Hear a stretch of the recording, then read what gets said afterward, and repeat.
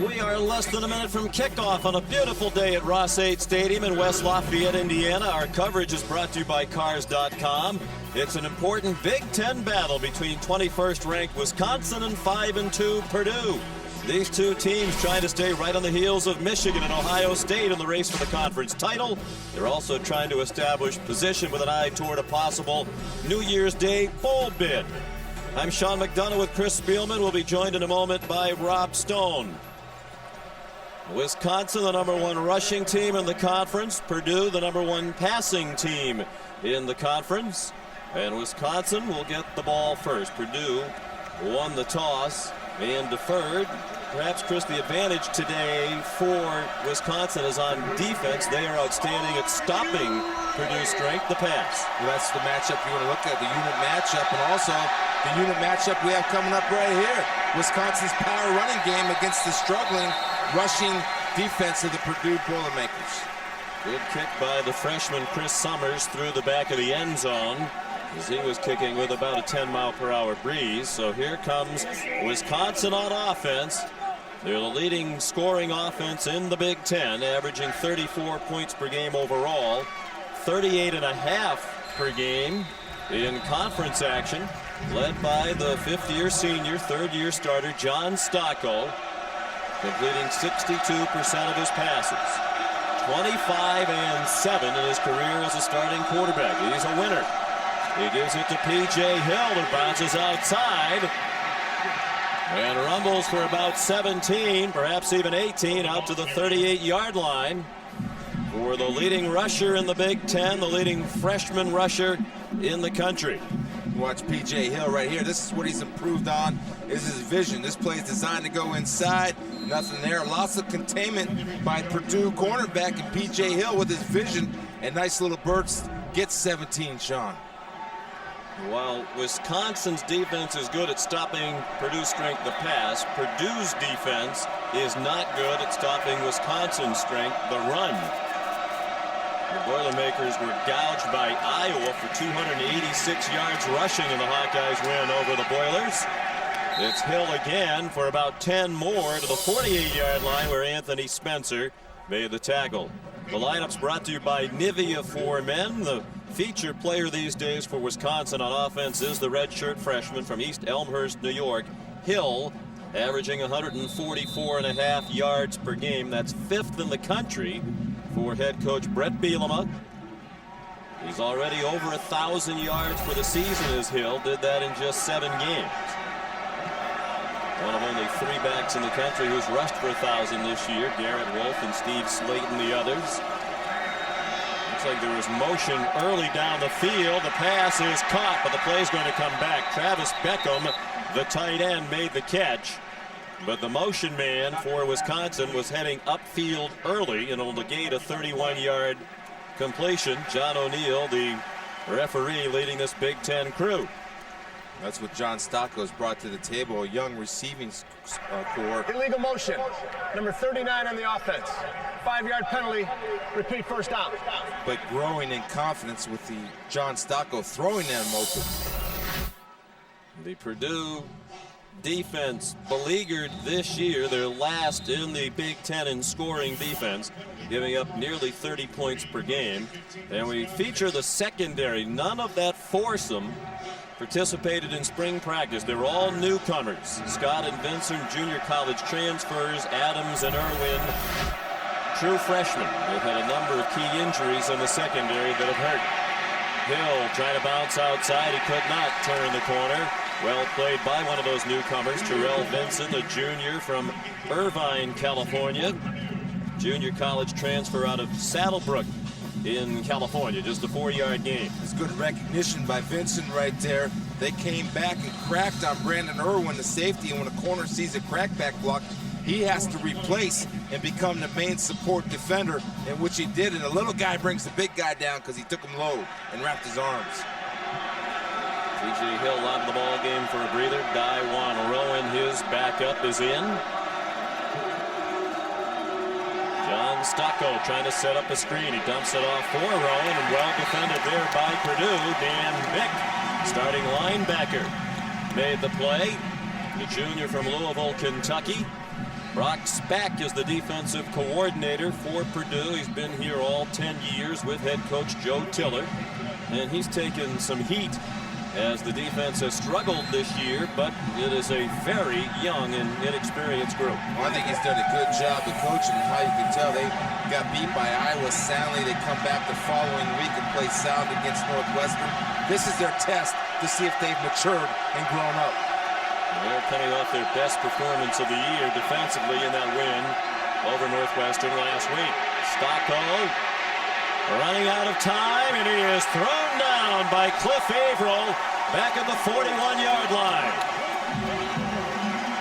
Fourth sack of the season for Averill, who was a linebacker just a few weeks ago. They've moved him up to defensive end as they try to find the right combinations on defense. Yeah, deemed a coverage sack right there. John Stocko not panicking. You see Averill looking like he had a little bit of face mask. Stocko thinks so, but he also had the shoulder pad, and Purdue might have got away with a little one there.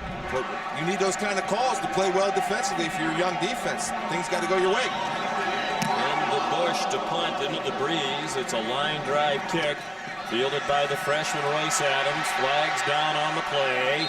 Adams down at the 22-yard line, and more late flags thrown behind the play as a couple of combatants got tangled up. Ben Strickland was the Wisconsin player, and Fabian Martin, the Purdue player, who were pushing and shoving after the whistle. Also a holding call. Yeah, the holding is going to be on Fabian Martin. Sean, he had his guy blocked. You can't tackle the guy and wrestle him. Number 4 on the return team. 10 yards from the post-scrimmage kick spot. First down. Timeout. Curtis Painter and the Purdue offense come on the field for the first time with poor field position right after this. No score. Purdue about to go on offense for the first time here at home. Sean McDonough with Chris Spielman. We saw Wisconsin last week against Minnesota. We said then we'd probably learn a lot more about the Badgers, see how legit they are. They're legit. We'll learn about Purdue today. They have 5 wins, but against so-so competition. Well, they are, but they're a young team that seems to be getting better, and their #1 offense in the Big Ten, led by this fella who's 3rd overall in the nation in total offense, Curtis Painter, 320+ a game.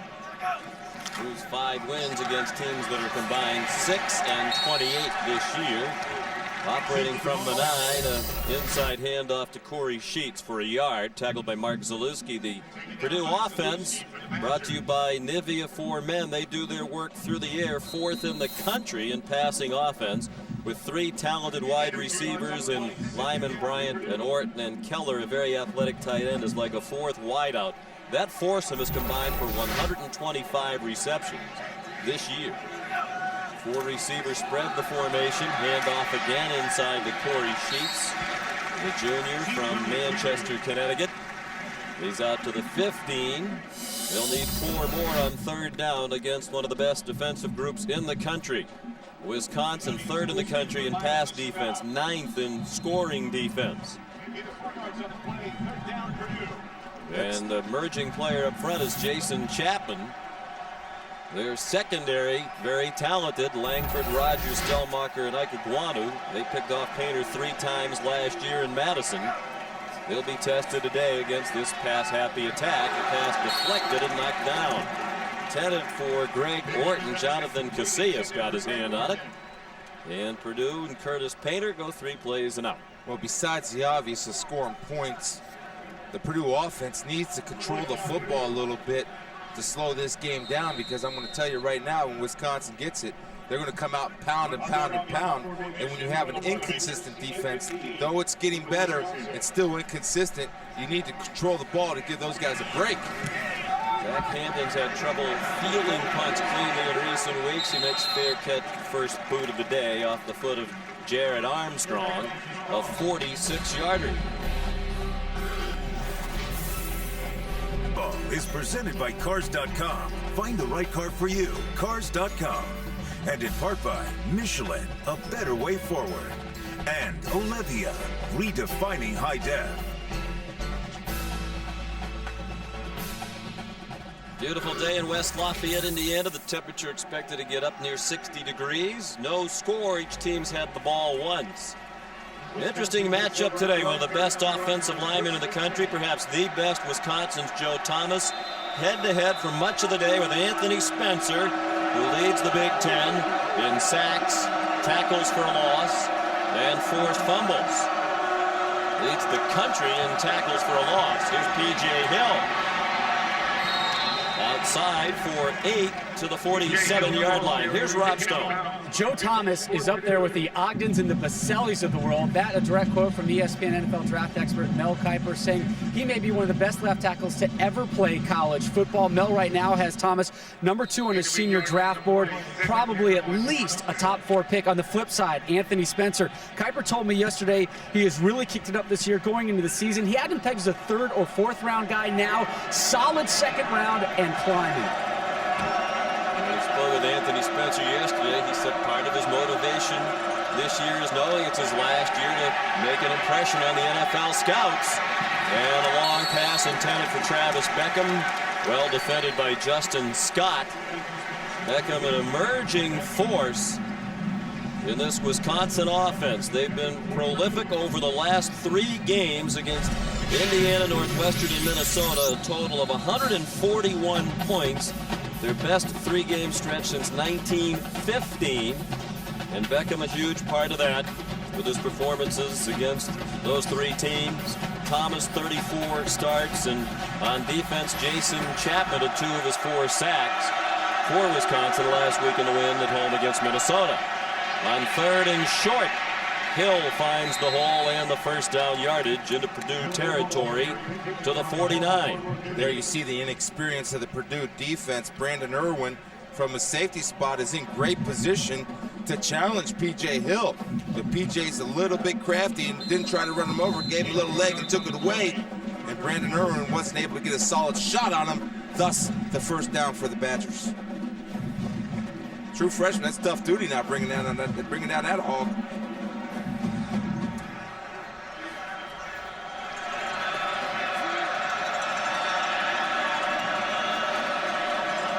We'll get another shot at bringing Hill down, and they gang tackle him. We spoke with the linebacker Dan Bick yesterday. He said that is the key. It's hard to get him down by yourself. They'll need to gang tackle P.J. Hill, who's 5'11", about 242 pounds at least. Thin upper body, that huge lower body. He says he's used to being called big butt and thunder thighs, and those defenses don't like running into that big lower body. He's not the only one that is getting used to that. His vision has improved so much, Sean. It's just reps and seeing things and making the proper cuts and reads has really elevated his ball game. On 2nd down, Hill again to the 44, a hard-earned 3. Here's Reese Davis. Sean, our Taco Bell studio update. The game on ESPNU, Ohio State and Indiana. This is the Hoosiers' Tracy Porter. Now, Indiana has 6 returns for touchdowns this year, 3 kickoffs, a punt, fumble, and an interception. Now, Porter didn't get that all the way back, but it did set up a field goal, and number 1 down by 3. It's on ESPNU, guys.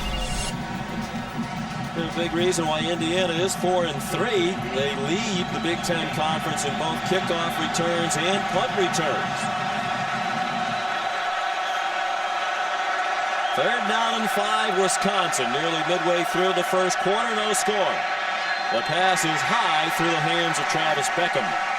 That's a rare mistake right there by John Stocco, although the ball should have been caught by his most trusted wide receiver / tight end, and Travis Beckman. They set it up nicely, sit down at the sticks. Stocco overthrew it a little bit, but in my world, as a receiver, the ball hits your hands, you catch the ball. And Bush to punt for the 2nd time to Royce Adams.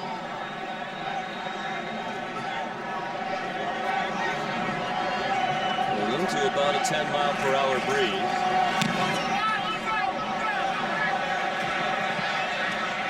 And Ben Strickland could not down it. Into the end zone it goes, 44-yard punt, and that of only 24. ESPN HD presented by Pioneer. Can I start again? Pioneer Plasma Displays. Pioneer Plasma Displays. I'm told that was live. I can't do it over again. Maybe they can edit that out later for the rebroadcast at 4 in the morning. Corey Sheets ahead for 4. Here's Reese. All right, Sean, Texas and Nebraska underway. And according to the Weather Channel, by contrast, beautiful day here. Just a little bit of a breeze. There you cloud in the sky. Curtis Painter throws. Incomplete in the direction of Dorian Bryant. Jack Ikeguanu with 2 interceptions of Painter last year in Wisconsin's win over the Boilers in Madison had the coverage. 57 degrees and on the way up for this noon kickoff locally. Spirit Weekend on the campus of Purdue University. School of more than 38,000 students on this campus. Purdue best in the conference in converting on 3rd down, but Wisconsin's 3rd down defense is best in the Big Ten. Their opponents convert only 27% of the time. We'll see what gives here. Jason Taylor in at running back. Painter a lot of time, had a lane to run, instead found Taylor out of the backfield for a 1st down. Alan Langford in on the stop. Along with DeAndre Levy, a gain of 18 and a 1st down, the first of the day for Purdue. It's a great job by Jason Taylor staying alive and a good job of pass protection. Watch, Jason's going to be covered by 2 guys, but he doesn't stop his feet. He keeps working a route to find the open area and secure the catch. Nice job by Curtis Painter, not taking off and running, letting the route develop down the field, then delivering the guy where his hands can catch it and he can make something happen after. Bryant went in motion with the backfield. Painter throws downfield, and it is caught by Greg Orton. They'll rule it a catch. It looked like he got 1 foot in at the 36-yard line of Wisconsin. Ikeguanu had the coverage, but a 22-yard completion to Orton coming off a career-best 13 catches last week against Northwestern. That is an excellent job of field awareness and knowing where you are. Greg Orton getting that right foot down, as everybody knows, in the NCAA. 1 foot in, good catch. Look at his eyes go down to see if his feet were nice. Jason Taylor, first-year player at Purdue, is a junior college transfer from Los Angeles Harbor College. Really considered a co-starter in the backfield by Joe Tiller. He was stopped after a gain of 5. Tonight, ESPN brings you a huge matchup from the ACC. The 2 division leaders, surprise to some, Georgia Tech and Clemson. 7:45 Eastern time. Georgia Tech's won the last 2 head-to-head. 6 of the last 9. They've had some exciting games over that stretch. And another in store perhaps tonight at Clemson. 2nd and 4. The throw too high and too hot for the tight end, Dustin Keller. Mark Zalewski had the coverage. When you look at Purdue's offense, the one thing they're doing on 1st downs is they're getting 5 and 6 yards a pop by running the football. And so even though they don't get the 2nd and 4, they're still in the 3rd and 4, which they're completely comfortable with. Right there, though, big fella right there has to let up on that ball, throw a nice little changeup. Curtis can't throw Keller the hot ball, like you said, Sean, at 6 yards away. He's got no shot. On the edge of field goal range, particularly going with the wind, but they've had difficulties lately with the field goal unit. Painter with an empty backfield out of the shotgun, and incomplete. Alligator armed a bit by Dorian Bryant over the middle. Roderick Rogers had the coverage. You know, I almost think you go for this on 4th down, but if I'm Curtis Painter, I'm going to start to look to use my feet a little bit. He bought time. He's got to take off and go and get the 1st down to keep the chains moving. Dorian Bryant stopped his route. That ball's lucky he wasn't picked. Finish your route. He'll throw you open. Chris Summers comes in. Made his first 4 field goals of the year, just 3 out of 9 since. He's just 2 out of 6 from beyond 40 yards this year, and this is a 47-yarder with the wind. He has a strong leg. Painter's the holder. That's long enough, and it is right down the middle. Joe Tiller said yesterday, I still believe in Summers, although he told him last week when he missed a couple, you are testing my positive mental attitude. Well, Joe's positive mental attitude is back after that one was drilled dead center. Well, again, he's a freshman walk-on, and usually when you have kickers in high school, they play other sports.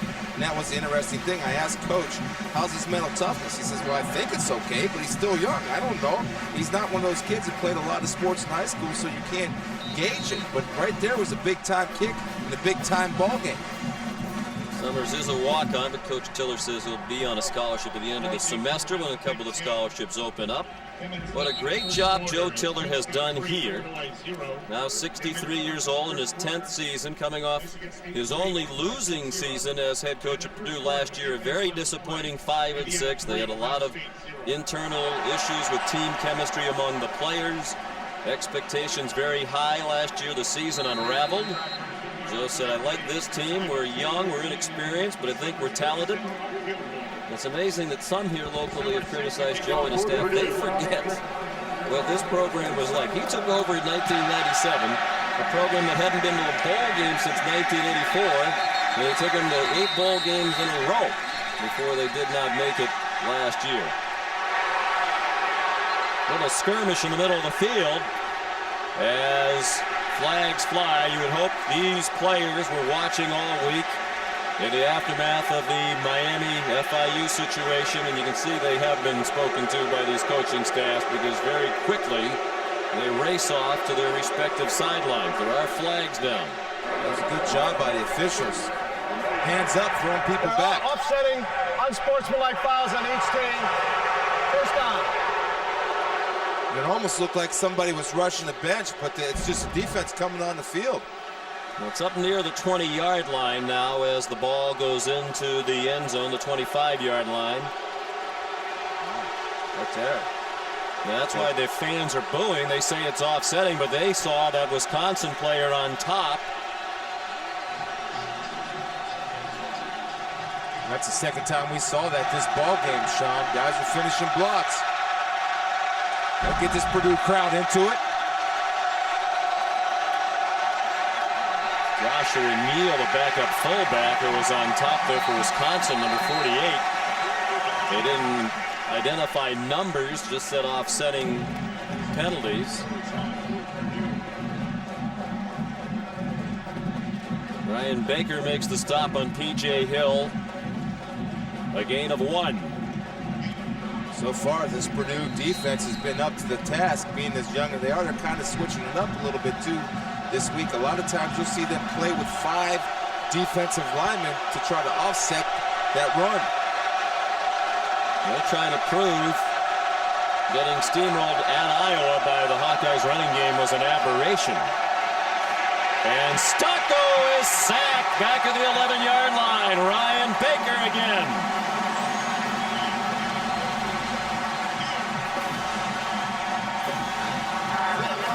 One of the strengths of this defense has been the ability to get sacks, thanks mostly to Spencer. They have 23 sacks now as a team, behind only Michigan and Ohio State. There's Ryan Baker right here. Nice little spin move with the club arm. Then is able to finish the play. Again, he's not giving that offensive lineman his chest as an open target. He makes himself small with a spin move and is able to accelerate to the quarterback with the finish. Went around Craig Urbick, a very talented guard, making his 21st straight start on this huge offensive line. 3rd down and long, conservative delayed handoff, and Daiwan Rowan went all the way to the 25-yard line. Got 12, but he's still about 5 short of the first down. Dan Bick, the tackler. Good job by this Purdue defense that has been much criticized this year. They're beating the big offensive line of Wisconsin to the punch, Sean. They're getting off first, getting off the ball, getting off the blocks first. Joe Tiller called Wisconsin's offensive line the tallest O-line in captivity, and they are the tallest on average in college or professional football, better than 6'6" on average per man. Royce Adams, a 10-yard return of a 52-yard punt.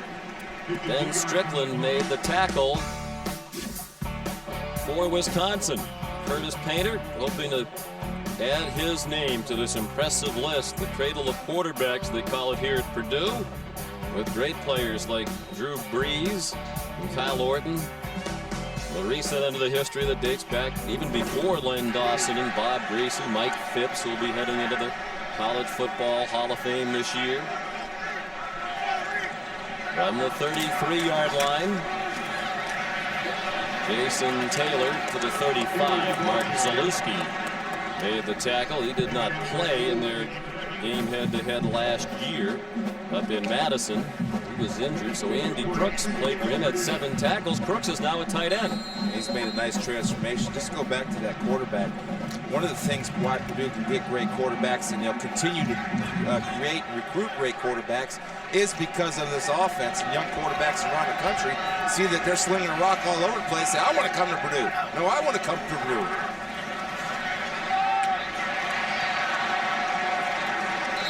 Dorian Bryant the catch at the 39. Here's Rob. Well, guys, Purdue, a great place to be a quarterback.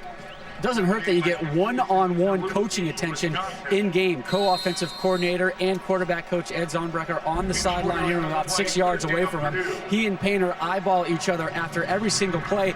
After every series is over, they come over and have a little one-on-one powwow. They talk about the plays that they just ran and then start looking ahead. It's a nice one-on-one communication and a calming effect on Painter. So Tiller thrilled to have Ed Zonbrecker on the staff. He tried a couple of times over the years to hire him, was finally successful this year. Brought him over from Illinois. Painter runs for the first down, sliding down at the Wisconsin 48. 13-yard run. Zach Hampton closed in and forced the slide. There you go. That's recognition by Curtis Painter, Sean. They're playing man-to-man coverage with one safety deep for help. Curtis Painter sees man-to-man, all the receivers running defenders off. Their eyes are turned. That's the recognition I'm talking about with Curtis Painter hitting it with his feet and getting 13 on the carry.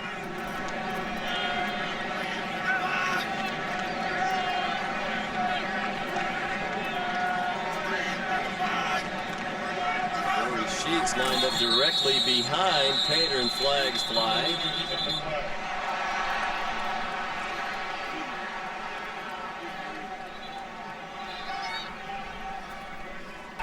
Prior to the snap, false start. Number 67 on the offense. 5-yard penalty. Repeat, first down.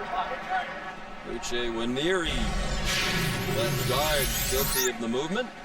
Impact players for Purdue. The coaches really believe that Painter has a chance to join that group of outstanding quarterbacks. He's coming off his best performance of his career last week at Northwestern. And we've already talked about the accomplishments of Spencer, leading all of Division I-A football with 17 tackles for a loss. Painter among the leading passers in the country, averaging 317 yards per game. He tries to run and goes nowhere. Back to the line, and that's all in the arms of Mike Newkirk. He missed a handoff there to Corey Sheets, and I tell you that wasn't called because Corey Sheets made the vital mistake. He didn't get the ball. He turns back and looks to Painter. He's got to go ahead and get a block because you got to help your buddy out. Don't block behind the football. Fake it out. That's what his coach is saying. Just, if you don't get it, pretend like you have it. That will take us to the end of the first quarter. Two of the highest scoring teams in the country. And only 3 points on the board in the first quarter by Purdue.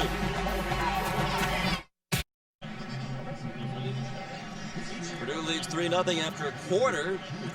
Joe Tiller says this is the best offensive line he's had since their 2000 team that shared the conference title and went to the Rose Bowl. They were impressive in that first quarter. This is what they expected. Bill Legg, the O-line coach, co-coordinator, they're doing it all. They're pass protecting, they're run blocking, they're doing a great job in the first quarter so far. Set up a quick screen to the wide receiver, Dorian Bryant. He's down at the 39, about a yard short of the first down. Here's Reese. In the land against Indiana, 3rd and short, driving against the Hoosiers. Everybody sells out going for the run, and Troy Smith drops it in there to Rory Nickel, his 3rd touchdown catch of the season at 7-3. Illinois, Penn State tied there. Northwestern on top, 7-3 against Michigan State. Here on 3rd down and 1, Painter keeps. It doesn't look like he got there. Jamal Cooper leading the defense for the Badgers with help from Mike Newkirk. He did not get there. Good yard short. The 39-yard line going into the wind, not in field goal range.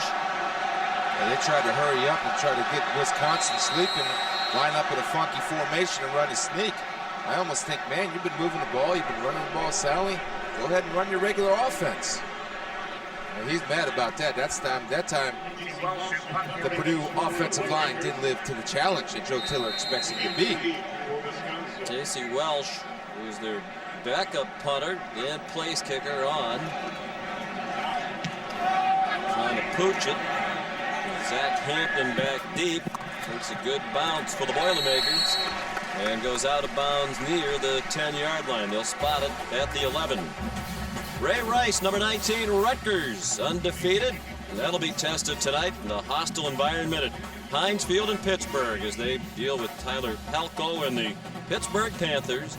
College football prime time on ESPN2 today, sort of in prime time at a special time, 5:45 Eastern time. Rutgers has not won in the Berg since 1998. The Big East, to me, has been making a strong statement this year.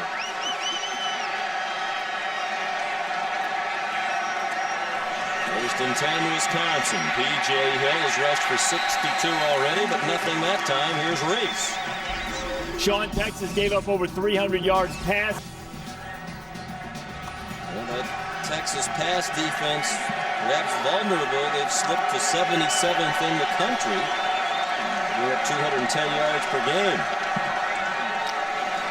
Defensive struggle here. Wisconsin freewheeling on offense in recent weeks. That's reminiscent of their recent performances. A completion to Travis Beckham, chased out by Justin Scott. It's a pickup of 20 and a first down for Wisconsin.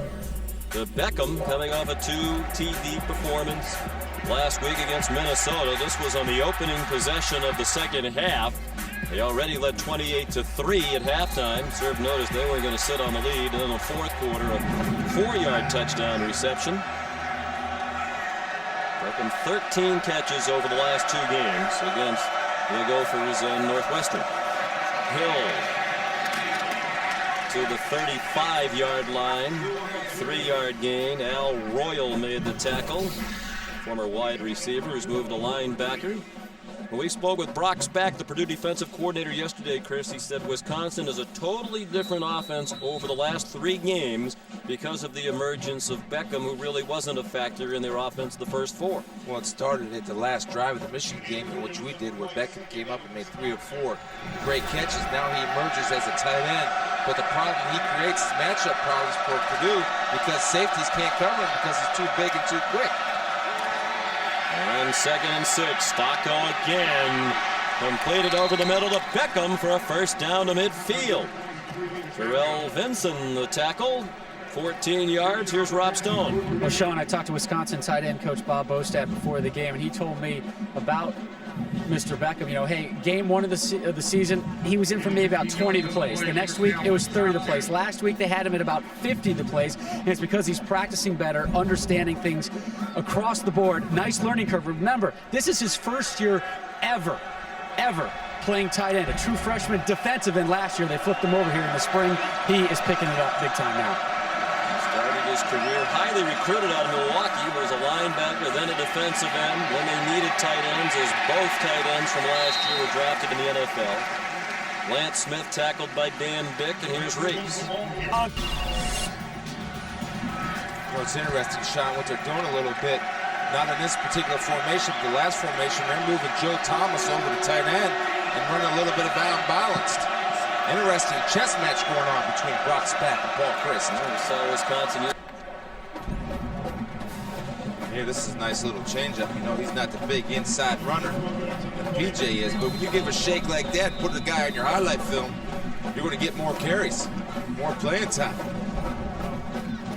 We've been waiting for Smith to learn more of the other responsibilities as a running back beyond just the running. Particularly in pass blocking, pass protection. And he's come along as a result, getting more playing time and more carries. Hill back in, he slams forward. Job done today on the ground. Hill already up to 59 yards. He slides ahead for 1, and that's all. Jermaine Gwynn, the former walk-on, now on scholarship, junior from Indianapolis, made the tackle. There's that formation where they put Joe Thomas as the tight end, and they motion a receiver over there, so There's nobody or nothing coming back the other way. So if I'm Brock's back and he's starting to do it, I start moving my whole defensive line a man over and my linebackers a man over, then you have Wisconsin outnumbered at the point of attack. And they're doing a good job of doing that. Crowd trying to help as well. 3rd down and 5. 3-0 Purdue. 9 minutes to go until the half. Stocko, design roll, has a man open. Luke Swan, first down, near the 5-yard line. Justin Scott in coverage, but Swan was open. They'll spot it at the 4, 27 yards on the completion. 1st and goal, Badgers. Yeah, anytime you have two corners, 34 Vincent and 10 Adams, looking at each other, and both of them are covering dirt 10 yards away from the receiver, all you say, blown coverage. One of those two guys had that responsibility. I don't know who it was because they don't know who it was. Well, both Brock Spack and Joe Tiller said yesterday, we're going to have a good secondary someday, but these guys are so young, they're still prone to the occasional mistakes brought on by lack of experience. 10th play of the Badgers drive. 1st and goal from the 4. Hill lunging, did not get into the end zone. He got a wallop, delivered as much of a hit as he took. George Hall and P.J. Hill with a notable collision. And Hill got inside the 1. Yeah, that's what P.J. Hill brings. George Hall, believe me, is a heavy load himself, about 250 pounds of toughness. But right there, P.J. Hill will not stop going forward. Every time we've watched him this year, on initial contact, he always seems to fall forward. Hill has scored at least 1 touchdown in every game this season. This is his territory. Bill Renton-Easter, the fullback, in the eye. Hill, touchdown. 13th total touchdown of the season for the freshman Hill. There's a good job and evidence again. And George Hall hits him with his head behind, has no shot at stopping the big fella. A nice little kick-out lead block by the pulling guard, Andy Kemp, on a power play. Very nice, well executed. And Wisconsin on the board with 8:13 to go in the half. Taylor Melhoff will try the extra point. And it is good. He's 31 for 31 now this year in PATs. 11-play, 89-yard drive. Took 5.5 minutes and finished by P.J. Hill.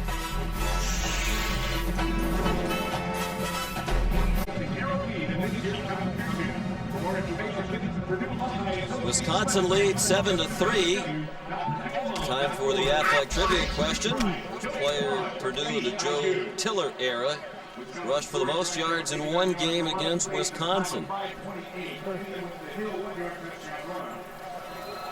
He's an NFL baller right now. He's an NFL baller right now. Yes, he is.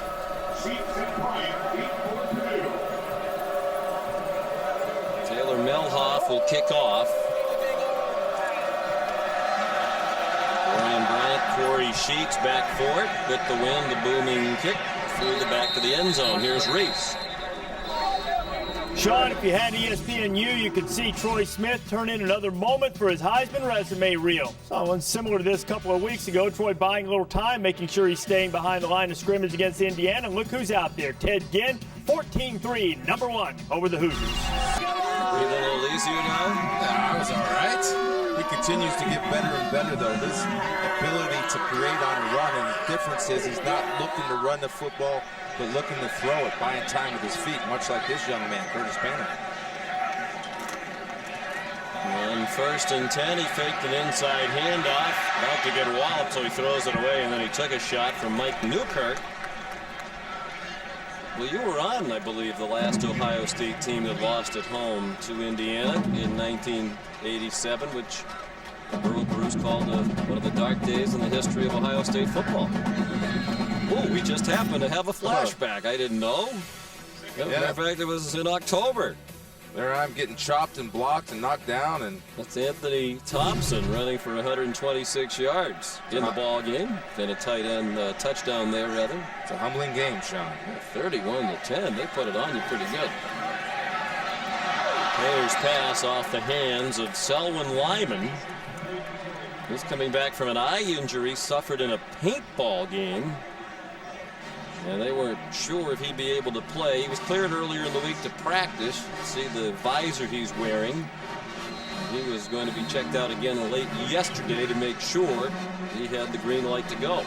He's got a bright future ahead of him. One thing I like, and I know the Purdue coaching staff like, is his size. He's 6'4", 210, and he'll continue to get bigger and better and grow in his experience in route running. He's going to be a great player for Purdue. In the public service announcement, if you're going to play paintball, leave your goggles on. He took them off and took a pellet right in the eye.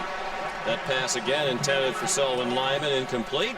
Yeah, right there, Curtis Painter's telling him, you got to finish your route. Selwyn Lyman just stopped his route. Curtis Painter was trying to, as I say, throw him open, and Curtis has got to continue his route to the sidelines where the ball's going to be delivered. Yeah. There's Ed Zonbrecker again. Worked with some great quarterbacks, Chad Penning, Byron Leftwich, while Zonbrecker was at Marshall. Rex Grossman, coached by Zonbrecker at Florida. Wisconsin, a very late substitution on the punt unit here. Zach Hampton fields the kick from Jared Armstrong and goes down right away. Anthony Spencer, the star of their defense, running down on punt coverage. 37-yard punt. Set it.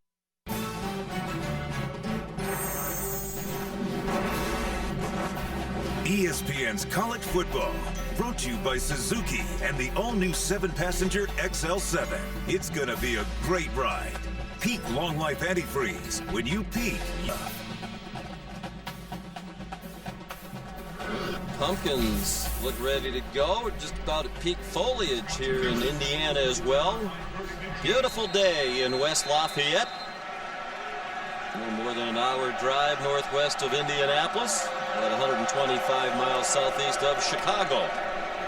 P.J. Hill dragged down from behind by Alex McGee. No gain.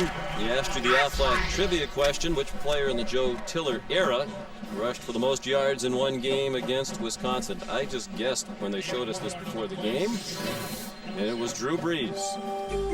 Drew Brees, I'll tell you, he's surprising a lot of people down in New Orleans, the way he's bounced back from that shoulder injury. Great athlete. And helped, certainly in a large way, Joe Tiller get this program on track. It was one of the worst in the country when he got here. Well, Perennial Bowl team, 2 wins from bowl eligibility this year. Travis Beckham the catch and a first down at the 39. Here's Reese. Sean, Louisville has been known to lay an egg on the road as they did against South Florida last year. Syracuse on top of number 6 Cardinals 3-0 and driving inside the Louisville 5 now. And Nebraska's on top of Texas 7-3 early in the second quarter. Some seeing that on ABC. Syracuse defense that has struggled from time to time this year, rising up today against the powerful Cardinals. The offense there now coordinated by Brian White, longtime offensive coordinator at Wisconsin. Under Barry Alvarez, P.J. Hill, after the 18-yard completion to Beckham, gets 3 to the 36. George Hall made another tackle. Hall coming off surgery on his leg, his left leg this summer. He had problems with circulation. He also missed all of spring practice for disciplinary reasons, so he's just winding his way back into shape. He's a big part of this Purdue defense, again ranked 111th in the nation, but young, and they keep getting better and better, and so far they've held up pretty well against this powerful running attack of the Badgers. And Spencer, the only returning starters on the Purdue defense. On 2nd down and 8, Stocco forced to dump it off. Good catch by Hill, and he escapes to the 30, about a yard and a half short of the first down. Dan Bick made the tackle. Brett Bielema talks about Hill as he gets attention nationally, perhaps underappreciated so far in the passing game. Wisconsin ranked number 21. They've won 6 of their first 7 for just the 6th time since 1962. Trying to win for the 3rd year in a row against Purdue and leading 7-3 here in the second quarter. After a field goal by Purdue, P.J. Hill capped an 89-yard drive for Wisconsin to give them the lead. They're on the move again. Hill flagged down to the line of scrimmage. It stands. It's a first down to the 26 and another tackle for George Hall. Again, that's the same play they've been running. Andy Kemp is their best pooler, and you see why. He can create penetration, turns his shoulders well into the hole. And a break there for Purdue. Brett Bielema, Illegal first-year head formation on coach. the offense. 5 men in the backfield. 5-yard penalty. Repeat, third down. 36 years old. Some concern in Wisconsin about his age and lack of experience. I read one article in a Wisconsin paper that pointed out Al McGuire was 36 years old when he was coaching basketball at Marquette. That worked out pretty well, and Don Nelson was 36 when he took over the Milwaukee Bucks. He won a lot of games in the NBA there. Bielema has proven he can do the job and do it well. Big penalty negates the first down run. Now third down and 7. And the pass is intercepted. Ryan Baker, the defensive tackle, snuffed out that middle screen and runs it back to midfield. Yeah, Brian Baker's come to play, Sean. So far he has a sack. He's been making plays and awareness. He feels the soft set, knows it's a screen by the offensive line, comes off his block. Spin, baby. Nice read. Big hands, nice hands for the big fella.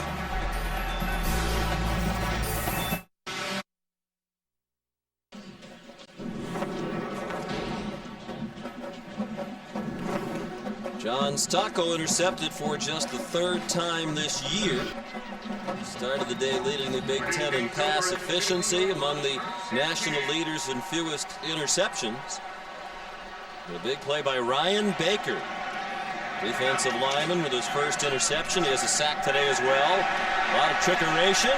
Painter will throw it deep in the direction of Greg Orton, and there's a flag down. Alan Langford had the coverage. Roderick Rogers was nearby as well. It looks like they're going to flag Langford for pass interference. Pass interference. Number 17 on the defense. 15 yards from the previous spot. Automatic first down. Actually, Curtis Painter right there had the wrong read. It ends up working out well for him. He had linemen going across the field open, but you see Orton battling and Langford. Frankly, I don't see the interference. Right there, they're both going up for the football. Langford has the right to the ball as Orton does. A judgment call. Again, these are the kind of things that Purdue needs to stay in this ball game, those breaks. 15-yard penalty from the line of scrimmage. Painter, that's an interesting play, was very nearly across the line of scrimmage when he threw that ball to Jason Taylor. DeAndre Levy, the coverage. Didn't really fool Wisconsin. They give the play 4 yards to the 31. It's the old triple option, that's all it is. Will they go ahead and fake Corey Sheets up the middle? Painter comes down the line with Taylor sitting to the side. That little toss was just like a pitch in the old wishbone days. Well, they have a little bit of all their tricks out for today against Wisconsin. 5 receivers spread the formation now. On 2nd and 6 from the 31 of Wisconsin, the Badgers lead 7-3. Dorian Bryant taken down immediately by Jack Ikeguano. Well, I've been impressed by him in recent weeks. We've seen Wisconsin 3 times now, and every week you notice Jack. I'm sure they're going to call him Ike, too, and I'll tell you, Ike right there read the mail. He understood that they got burned on that play previous series, and he comes back. This time he wasn't having anything of it. Now look for Purdue to set up the fake screen with a long pass off of that if you get a corner jumping like that, like Ikeguano did. Ikeguano had 2 interceptions against Purdue last year. He had a 50-yard fumble return for a touchdown for the first score of the game last week against Minnesota. Painter dumps it short for Dustin Keller, spins out of a tackle and gets the first down. Great effort by Keller. 13-yard gain and a first down to the 22. Joe Stellmacher finally got him down. Dustin Keller's 245, even though Jonathan Casillas is 215. He's a linebacker, a nice little matchup that they like. But what happened was Casillas looks back for the football and man-to-man coverage. Keller, with his great speed, pulls away, then also pulls away from the tackle to get some yak yards. Casillas missed the tackle. Keller from right across the Wabash River in Lafayette, Indiana. Painter throws. Incomplete. Intended for Greg Orton. Mike Iguana the coverage again. Here's Earl Anthony. Excuse me, here's Rob Stone. Inside joke, but I enjoyed that one, Sean. Thanks. Yes. Hey, Ed Zonbrecker, usually a calm guy. Not so much after the last offensive series. He had a little personal powwow with the entire offensive unit and went after him, ripped them open, saying, guys are wide open. We are kicking their tail, but we are not making the plays. Get together as a team. You're playing like a bunch of individuals. Remember this one thing, too. Coach Joe Tiller told me before kickoff, expect some change-ups offensively today. Little option look again, and the pitch to Sheets. He did well to stay on his feet, but didn't get any more yardage. We should point out the reference to the great bowler Earl Anthony. Last night, our entire production and technical crew had our annual bowling excursion at a local bowling alley, and Rob Stone rolled the highest game, a 228. Yeah. I had the best throw. Yeah, you didn't bowl, you lobbed them. You did damage to the bowling alley. It was not throwing, it was bowling, but you wanted to throw. It's my Fred Flintstone bowling style, Sean. Bam, bam. 3rd down and 11. Wisconsin creeping up. And they do blitz. Well picked up. Painter throws, incomplete. Looking for Selwyn Lyman, and Alan Langford was nearby in coverage. And another decision for Joe Tiller. Going into the win, this would be about a 39 or 40-yard field goal for Chris Summers, the freshman. Again, they have such confidence, even though they're not clicking on all cylinders right now in their offense. As you mentioned, a strong headwind. I like the call right here. It looks like they're going to go for it. Breeze is picked up. Been pretty steady at around 13 miles per hour, with gusts more than that. An inconsistent young kicker. Tiller will try to convert on 4th and 11. We got man-to-man coverage right here on Dorian Bryant with Iguana. Blitz again, quick throw, incomplete. Over the head of Greg Orton with Alan Langford covering.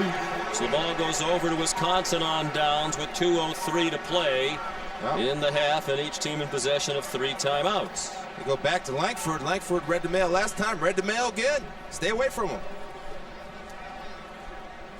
Tonight, ESPN brings you one of the big games of the weekend. Number 13, Georgia Tech at number 12, Clemson. Both teams leading their respective divisions in the ACC. College football primetime on ESPN, 7:45 Eastern time tonight. Look at one of the great players in the country, Calvin Johnson, the brilliant receiver for Georgia Tech. Stocco wants to throw it down the field and does to Paul Hubbard. Still on his feet.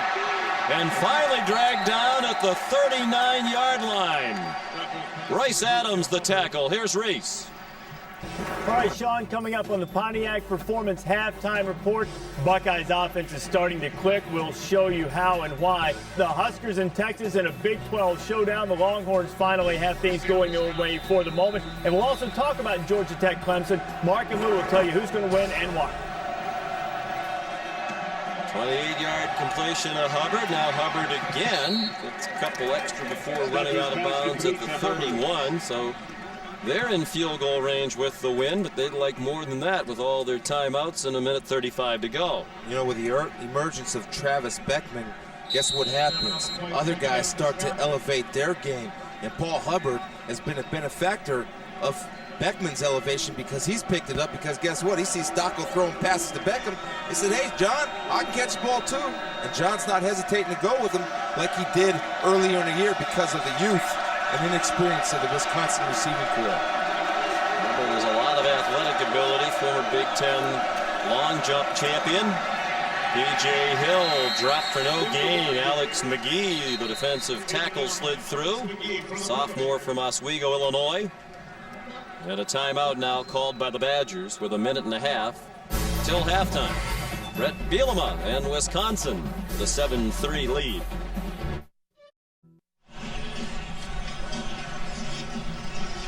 And talking about Wisconsin, Joe Tiller, the Purdue coach, said to him the key is John Stocco. He has really developed, always pretty solid. Joe said every now and then he'd throw one in the turf, miss a wide open receiver. He doesn't do that anymore, and here he has them calmly marching down the field again. Well, again, this is such great confidence and a testament to how much John Stocco's improved, not only his winning and loss record, but his ability to bring these young receivers along and make them look good as they make him look good. Thrown a touchdown pass in 16 straight games. That's a Wisconsin record. Looking for it again, in trouble, and sacked by Ryan Baker, who's having a huge first half for the Boilermakers. Yeah, somebody had to step up big for Purdue's defense, and right now, young Ryan Baker is playing his heart out for his Purdue Boilermakers. It's a huge play. They needed to get that off. Good job of coverage downfield because Stocko does have time. You see Ryan Baker keep working. Got a little assist there from Gwynn, who knocked off the person who was blocking Baker. But if you keep working as a defensive lineman, good things eventually happen, like there. Fourth down upcoming. Purdue calls the timeout following their third sack of the game. Taylor Melhoff getting some practice into the net. This would be a 50-yard plus field goal, about a 51-yarder if that's the way Britt Bielema elects to go. Melhoff has never made one from beyond 50 yards. He's 0 for 4 in his career from 50 plus, but has the leg to do it and has the help of the wind here if that's the decision Bielema makes. I don't know if you would consider going for it because of the field position with 120 and Purdue has 2 timeouts left. Melhoff is on the field. He has the leg to make it. And they've tried a field goal as long as 55 yards this year, indicative of Bielema's belief in Melhoff's leg strength. Junior from Aberdeen, South Dakota. Should be a 51-yard try. Ken DeBush is the holder. He's the punter. Steve Johnson, an excellent snapper, and that needs to hook, and it did, and it's good. Longest field goal of his career for Taylor Melhoff. I think Brett might be a little surprised. A little chuckle on that. I think that's joy. He's happy for his young man of converting when called upon. We had the late hook. Nice. And room to spare going downwind. He's excited. You can see he's relieved. Nice job. 10-3 Wisconsin. Here's Reese Davis. All right, Sean, we're just a few minutes away from the Pontiac Performance halftime report. When we get there, we'll show you these highlights. Texas, they've taken the lead over Nebraska 9-7. PAT no good. And look at what's happening to Louisville. Brian Brohm struggling. The Q stout on defense at home. Up 6-0, Sean. Melhoff set to kick off for Wisconsin. Well, it warms the cockles of my orange heart. Well, if Brohm's struggling, Louisville has had trouble running the football, so they're, instead of one-dimensional or two-dimensional, they're zero-dimensional against the Cuse. Sort of like your gutter balls yesterday. Start to call me McDonough. Oh, come on now. I didn't get any love for my second place finish in the bowling tournament.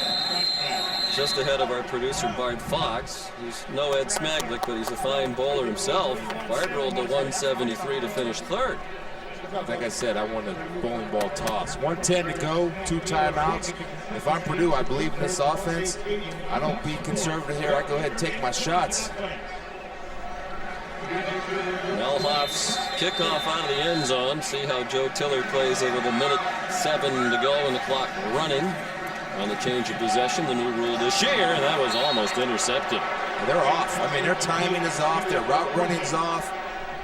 This is not the third leading guy in total yardage, Curtis Painter, that we're seeing. Now, it could be a little bit attributed to Curtis Painter's fault. It could be the receiver's fault, but I'll tell you whose fault it's not. It's the offensive line of Purdue because they've done a good job of giving them ample time to deliver. It's a Purdue team that averages 327 yards per game passing. That's 4th in the country, behind only Hawaii, New Mexico State, Texas Tech, and those coaches love to throw it all over the place. Where the receivers almost look like they're in slow motion here today. Yeah, you see Coach Zombracker down there yelling, literally yelling at the selling lineman because he's stopping his route out of the out cut, Sean. He's saying, come on, son, break to the sidelines. You watch, every time he's coming out of that out cut, he's looking for the football. He's not finishing his route, and that's what I talked about again. That quarterback, Painter, will throw you open. Finish your route. Well, Painter's 0 for his last 5. Just 101 yards of offense. 71 of it in the passing game. And against one of the best pass defense teams in the country. Wisconsin 3rd in the nation starting today in pass defense.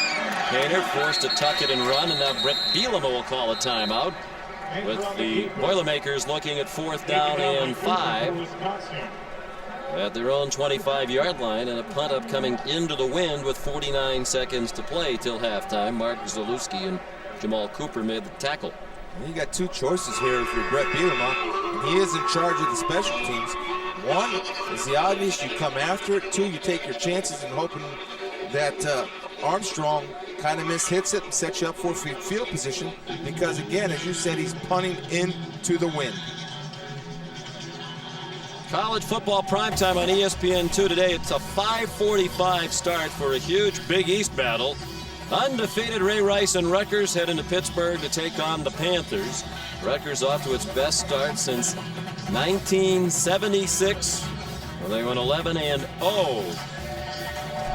Rutgers in Pittsburgh in the Big East. These are our Big Ten standings entering today's action. Wisconsin and Purdue. A lot of people look at it as a 2-team race, but you never know what might happen at the top.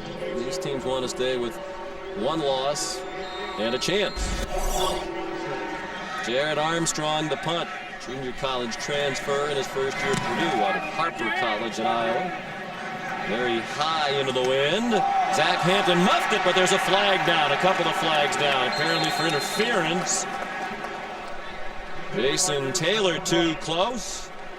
Boy, Hampton muffed 2 last week. There was some speculation he wouldn't be back there fielding punts again this week. Bielema stuck with him. Kick catch interference. Number 33 on the kicking team. 15 yards from the spot of the foul. Think of the First field down. position just created by the mental error. You see Jason Taylor, he knows that fair catch signal's coming out. He's got to get away from him and run behind. That's a mental error, and he knows it right there. I mean, but again, if you're going to play and you expect to compete for the Big Ten championship and expect to compete against a solid team like Wisconsin, you can't beat yourself with mental errors. And Strickland blocking and helped run him into Hampton. So excellent field position and time for the Badgers, and Stocco getting greedy for Luke Swan, who can't make a diving catch. It was over his head and out of bounds. Brandon Irwin, a freshman, had the coverage on Swan, who was a walk-on until the start of this season, his junior year, rewarded with a scholarship right before the season began. Wisconsin with 1 timeout left, and I wouldn't be surprised if they come back to that, because he had Hubbard running to the post, wide open. Second down, Wisconsin. After a slow start, Stocco settling into his usual form. He's 23 years old, 5th-year senior from Richfield, Minnesota. Stocco over the middle, caught by Beckham. First down, he's down. They'll give him forward progress to the 30. 20 seconds to go, now 19, and the clock stopped by the Badgers after a 12-yard gain. Just said, this team is getting dangerous by the moment because of their ability to throw the football. And we haven't even talked about P.J. Hill and what he's meant to this offense in this drive. But when you're able to spread the football and spread the ball around like they are to different receivers, then run it with a defense like they have, I'm almost tempted to say big 3, little 8. And we spoke with Joe Tiller about that subject yesterday, the perception that the Big Ten is back to the days when Michigan, Ohio State dominated. It might just be a 1-year aberration, might not even be true this year. There's a long way to go. It's been trendy over the years to call this conference the Big 2 and the Little 8, now the Big 2 and the Little 9. Joe Tiller said, wait a minute. We should do it based on resources, so it's at least the Big 3. You have to include Penn State. He said Wisconsin and Iowa are at least halfway there each. So he said, I think it's a Big 4 comprised out of 5 teams. And he said Iowa right now is on their way, if they're not there already, to having the best facilities in the Big 10. Well, yeah, I think when you certainly put it into financial commitment, certainly you look at those schools, but I'm talking about on the field, at least what I've witnessed so far this year. It's a clear distinction between Michigan, Ohio State, and Wisconsin. Well, that's not the order. I'm just saying it's those 3. Pontiac Performance halftime report coming up next. To me, that's what makes what Joe Tiller has done here so remarkable. One of the great, to me, coaching jobs of his time, to come here with very little football tradition, facilities that were way behind, and trying to recruit against all these powers in your neighborhood. We'll go to 8 bowl games in a row is incredible. Stocko with a flag down. Dumps it over the middle for P.J. Hill. He fights near the first down to the 19. George Hall the tackle. They're out of timeouts, but there is a flag. Gain of 10 of it stands. The Boilermakers were offside. 11 seconds. Offside, number 49 in the defense. That penalty's declined. First down. We don't have timeouts, so do you just kill the clock here and set up a field goal, or do you try to run one more play? You got to play. You run it. You got plenty of time. There's the clock's running out. Now he's going to clock it. He's going to just take the snap, throw it in the ground, kill a worm. And I don't know if he was able to block it. A fumble, not a spike. The ball apparently came out of his hands. Looked like it struck one of his linemen perhaps and bounced back up in the air. Let's see. He threw it off the back of Urbic, and then he tried to catch it. Then he tried to spike it there. Right there, the ball slips out of his hand. I think that's a fumble. I think it slipped out of his hand before he was able to start the motion to throw it. And as a result, he had to fall on it, and as a result, the clock did not stop. Here's Rob Stone. Well, Coach, what needs to be done in the second half to get your offense back on track? Well, I think we got to get in rhythm throwing the football. It's not like we haven't had guys open, but we're throwing the ball high. We're throwing the ball early. I don't think we're set on our feet throwing the ball on time. How do you dress your wide receivers in the locker room? They got to come back to the ball. Thanks, Coach. Good luck, Gary Porter. Halftime here in West Lafayette. Wisconsin leads Purdue 10-3. Now let's join Reese, Mark, and Lou. It's the Pontiac Performance halftime report. And these two teams thinking about a trip to a bowl game. Wisconsin already bowl eligible. Purdue 2 wins from that. Wisconsin leads 10-3 at the half. A look at the Principal Financial Group first half stats. Purdue averaging 472 yards per game of offense, held to 106. And Wisconsin, kind of a sputtering start, ran the ball well early, passed it well in the second quarter. But Chris, we heard the frustration in the voice of Joe Tiller as he ran off the field for halftime. What do they need to do? Well, one thing, their timing is off, and it could be the receivers, and as Coach Tiller pointed out, that Curtis Painter looks like he's delivering the ball a little bit too early, not getting his feet set. But remember, this offense is used to success. It's used to moving the ball, something that hopefully will be corrected if you're a Purdue fan at halftime. The other thing of note, don't forget that Wisconsin left 3 points out on the field right before half with the botched spiking of the ball of John Stocko right there. They have them have an attempt at a field goal. So Thomas will have a few minutes to get loose on that bike as the Badger defense will be on the field first here in the second half. Taylor Melhoff kicked off. He had the longest field goal of his career, a 51-yarder in this direction with the wind. In the first half, that goes out of the end zone.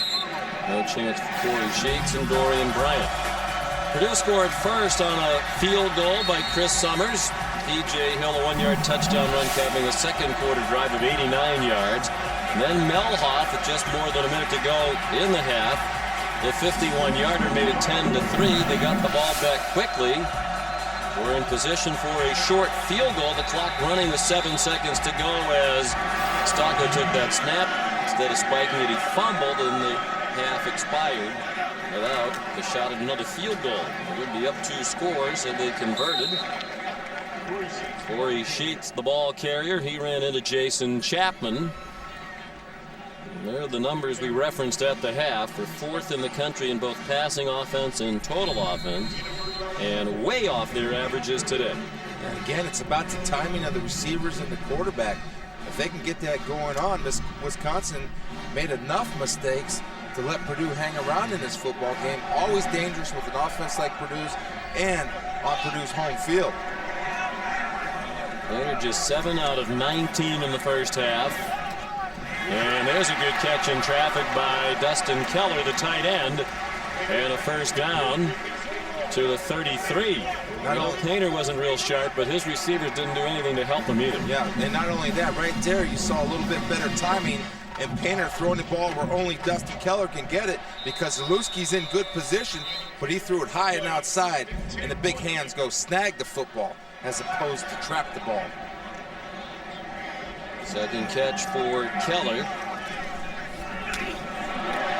Now Corey Sheets rips through to the 41-yard line, where Jonathan Casillas and Mark Zalewski made the tackle. 8 yards on the run for Sheets. And Sean, you and I were talking during the break about this is such a rhythmic offense. You got to get things going and get the running game, get that out of the huddle, in and out of the huddle, get it moving. And to me, they've come out so far, at least the first couple plays, with more of a sense of purpose and a sense of urgency. They fake the handoff to Sheets, throws wide to Selwyn Lyman. That's another first down. 8 more on the completion. Jack Ikaguanu and Jonathan Casillas made the tackle. They look like they're establishing a rhythm on this possession. Well, they can, and the luxury of having past success means you're probably going to have future success. They go into halftime, everybody settles down, everybody gets all the yelling and screaming out of the way. All right, boys, this is what we have to do. Bam, bam, bam. We've done it before. Let's go do it now. And they started out that way so far in the second half. Sheets again. Across midfield into the 48 of the Badgers for a gain of 3. Alan Langford, the cornerback, made the stop. Certainly Lyman has success he can fall back on. He had 238 yards receiving in their loss at Purdue, at Notre Dame rather, on September 30th. The most receiving yards ever in a game against Notre Dame by one player. He did it on 8 catches, averaged 30 yards per reception. Only Chris Daniels of Purdue had more receiving yards in one game for the Boilermakers. That was back in 1999 against Michigan State. Good throw and catch to Greg Orton. And Roderick Rogers, the tackle. They are clearly in a rhythm now. That's a 9-yard completion to the 39-yard line. Here are the numbers entering the day. Great balance across that receiving core. The numbers for Lyman and Orton a little bit behind because they've missed time with injuries. And don't forget, you could throw Corey Sheets in there, who has 17 receptions out of the backfield to add to that balance. Sheets came back toward the quarterback to take that handoff. Nifty design and well executed on that play. 17 yards on the run by Corey Sheets. Joe Stellmacher made the tackle. 1st and 10 Purdue. Yeah, watch Mike Otto right here come around and be the lead blocker. This is how you establish a running game. Look at him get his shoulders turned upfield, kicking out the linebacker.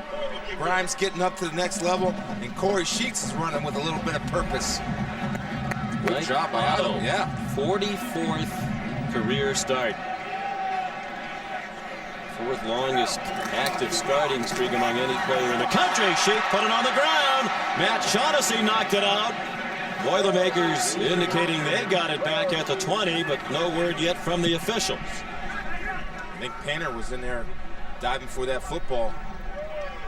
And they did get it back. Lost a couple yards on the fumble. Mike Otto came up from the bottom of that pile, the 5th-year senior and co-captain. Here, another missed opportunity, not for Purdue, I would say, but for Wisconsin again. They've had opportunities to turn this game around, yet if you don't start putting the guy away, eventually with an offense like this, they're going to hurt you. Got man-to-man coverage out here, Sean. There's Painter, little pump fake. The DBs did not bite. Now he dumps it off, incomplete for Jason Taylor. Had he been able to stay on his feet, and had it been a better pass, they had the makings of a nice play off the scramble. Yeah, we talked about, remember in the first half, we said look for the deep pass off the fake screen. They tried to go with it, but the success that Purdue did not have in the first half, we said, okay, Painter, receivers, but I'm telling you right now, these Wisconsin defensive backs have risen to the challenge each and every time so far in this ball game, especially on the deeper balls. 10th play of the drive. Trying to keep it moving on 3rd down and 8 from the Wisconsin 20. Badgers lead 10-3. 4 minutes gone by, second half. Painter has a man. Oh, incomplete. It hit the ground. Again, a poor throw by Painter with the receiver open. Keller almost rescued it with an acrobatic catch, but he could not. And it'll be 4th down and 8. And again, going into a pretty stiff wind, they'll likely go for this again. Sean, you're right, boy. If he gives him the ball on time where he can catch it on the run, he's at least inside the 5-yard line. We watched the kickers warm up to start the second half at halftime, and the kickers in this direction had big problems with that breeze that has really picked up as the day has progressed. Chris Summers is going to try a 37-yarder from the right hash marks out of Painter's hold, and that one got destroyed by the wind.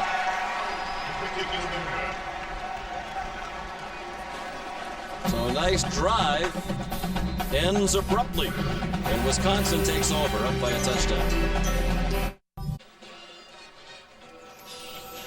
This game is being broadcast in high definition on ESPN HD, presented by Pioneer Plasma Displays.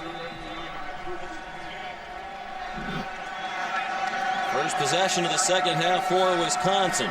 Badgers leading 10-3. P.J. Hill had a productive first quarter and did very little in the second quarter. Carries for 4 to the 24-yard line. P.J. had 62 yards rushing on 9 carries in the first quarter. Had 4 yards rushing on 8 carries in the second quarter. He's the type of back that you just keep giving him the rock and letting him go. Eventually, he's going to wear you down. Even though he had a down second quarter, he'll come back, and I guarantee you'll have 120 plus. 2nd and 6. Stocko started slowly passing in the first quarter, helped fill the void with his performance. In the second quarter, Hill again out to the 27. Only 3 freshman running backs have rushed for 1,000 or more at Wisconsin. Ron Dane in 96, Anthony Davis in 2001, and P.J. Hill, who went past the 1,000-yard rushing mark last week against Minnesota, just his 7th game.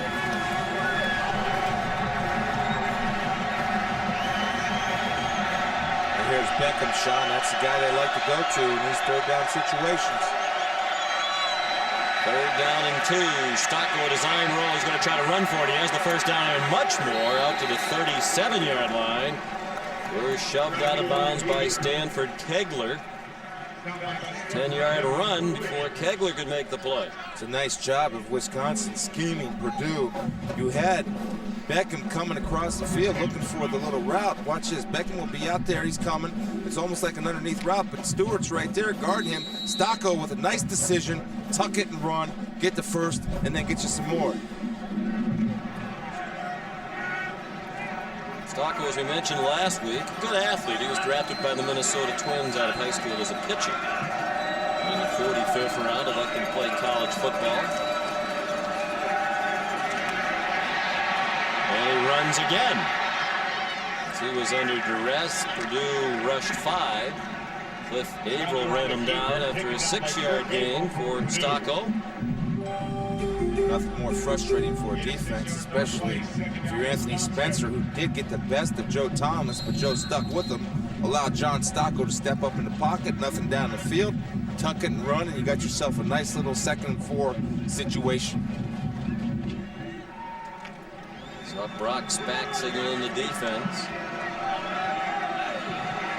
He has to be pleased with this performance by his young group.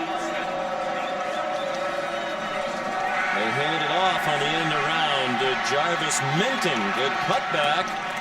And he's near a first down at the 47-yard line. Alex McGee with help from Dan Bick on the stop. Cliff Averill almost got a little nosy there, but when you're an athlete like Cliff is and you can run like Cliff, he took a nice angle and allowed the boys from the backside pursuit to come help him, because if he would have peaked a little bit more, I'm telling you, Jarvis Minton might be dancing on the P in the end zone.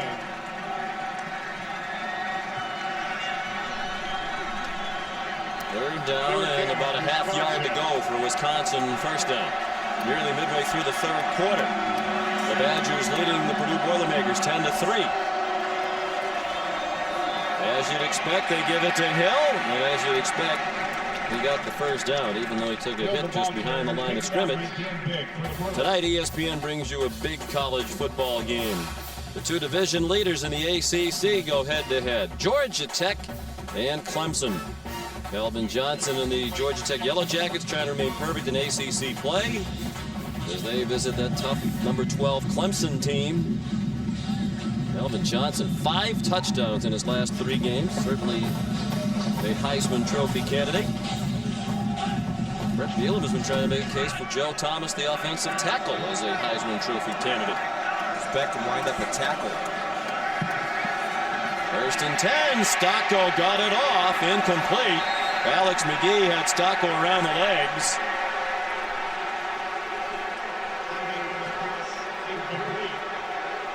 Crowd wanted a grounding call. They're not going to get it. And here's part of the chess match that's going on. They put Joe Thomas off balance to the other side. They put Beckham at tackle, offensive tackle. He's trying to look for him on a release route, but he was well covered that time where Gwen comes in and gets Stocko. I think he got away with a grounding there, Sean, because he was not outside of the tackle box, and he threw it to no one was. 2nd and 10.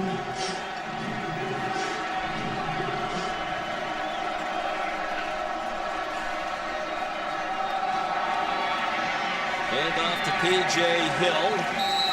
And a hard-earned 3. Terrell Vinson made the tackle. They'll be 3rd down and 7. And one of the things that Purdue has not done, especially in these situations, they have not brought any pressures, either man pressure, that's more than 5 guys, or any zone pressure. They're kind of rushing with 4, hoping they'll get the best of it. And Stocko's had time to pick him apart, especially in the 3rd and medium range like 3rd and 7 is.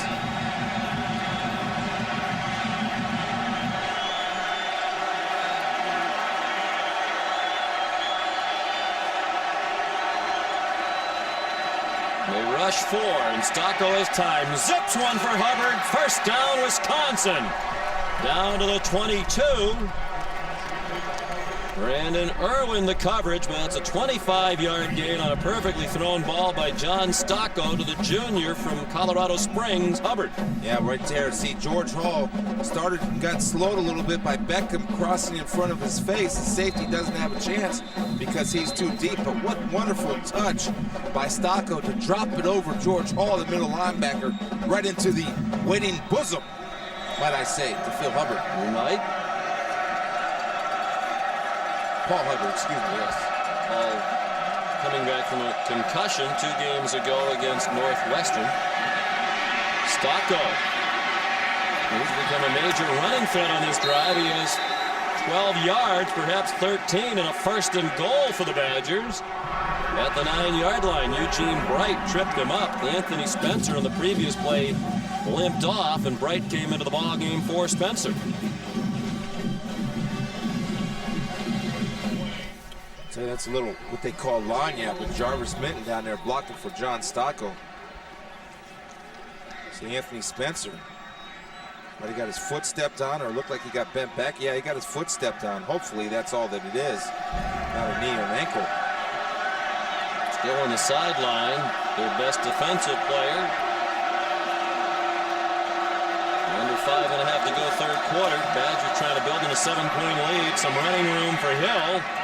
He lowered the boom and went to the 3-yard line. Stanford Kegler made the tackle. Out of Pike High School in Indianapolis, where in addition to being a 3-sport star athlete, he was a string bass player in the school's orchestra. You know what, outstanding play by him, but I'll tell you, Brandon Irwin at 180 pounds is coming up, but he's not turning it down on P.J. Hill. He's coming up and delivering the best blow that he can. That's just giving up 65 pounds. Typical Wisconsin drive, 12th play, nearly 6 minutes off the clock. Hill cuts back, Hill to the goal line, Hill to the end zone, touchdown Badgers.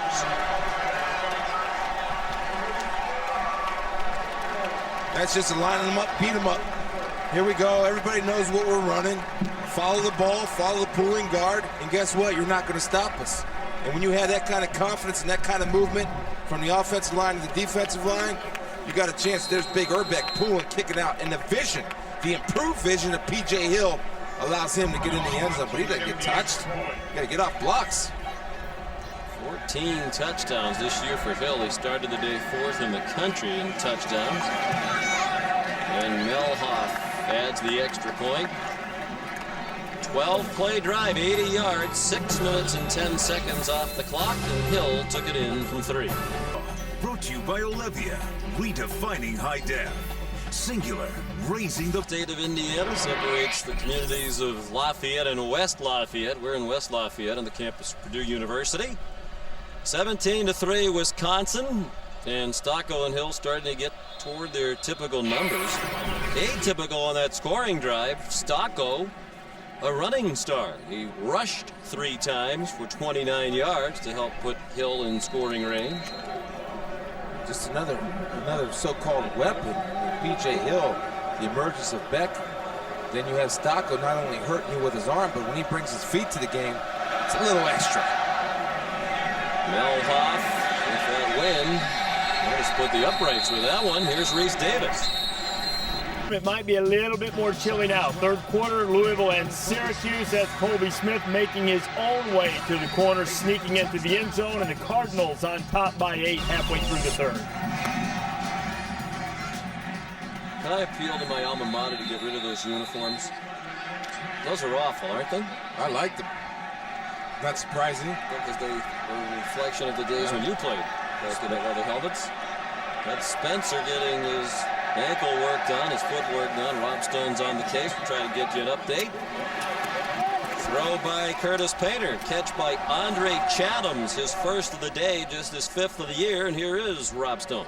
Oh, you guys just saw that shot of Anthony Spencer. I'm right by him as they cut off the tape job and are examining his foot there, kind of cusping the front part of his foot and rolling it back and forth. And you can see him noticeably kind of jump up off that bench and do some grimacing. They took out a pad and they cut it up, taped it back onto his foot, rewrapped his ankle, rewrapped it around that padding. Looks like they're going to try and give him a go. Tape a tough pill to it, Rob. I'll let him know about that. Corey Sheets. We'll check that. Jason Taylor, the ball carrier. 15 yards for the sophomore from Hawthorne, California. Was not recruited out of high school in California. Selected to go to junior college for a year. Wanted to be a running back. A lot of schools said, we'll take you as a DB. Purdue said, you'll be a running back here, and here he is. And he's a co-starter, in the opinion of Coach Tiller, with Corey Sheets. He almost ran over Dorian Bryant right there. Dorian Bryant with the assist. He got to go ahead and get his head on that defender and give him a chance. There's Chatham's again. He gets buried. The ball's out, but he's ruled down. Jonathan Casillas popped him. And now Chatham's slow to get up. Senior from Dayton, Ohio. For the most part, a career backup. 5th-year senior. Brother Angelo played wide receiver at Ohio State back in 2001, 2002. Here's what I noticed, Sean. We talked to Joe Tiller about this. And Bill Legg, the offensive coordinator. You see right there, Casillas, nice little break on the ball, beating Dustin Keller. But the difference, what's Wisconsin, coach? And he says, well, their offense is the same. They're going to come out and pound you, and then they'll throw one over your head now and then. But the big difference with this Wisconsin team and Wisconsin of old is the speed and athleticism that is present on that defense.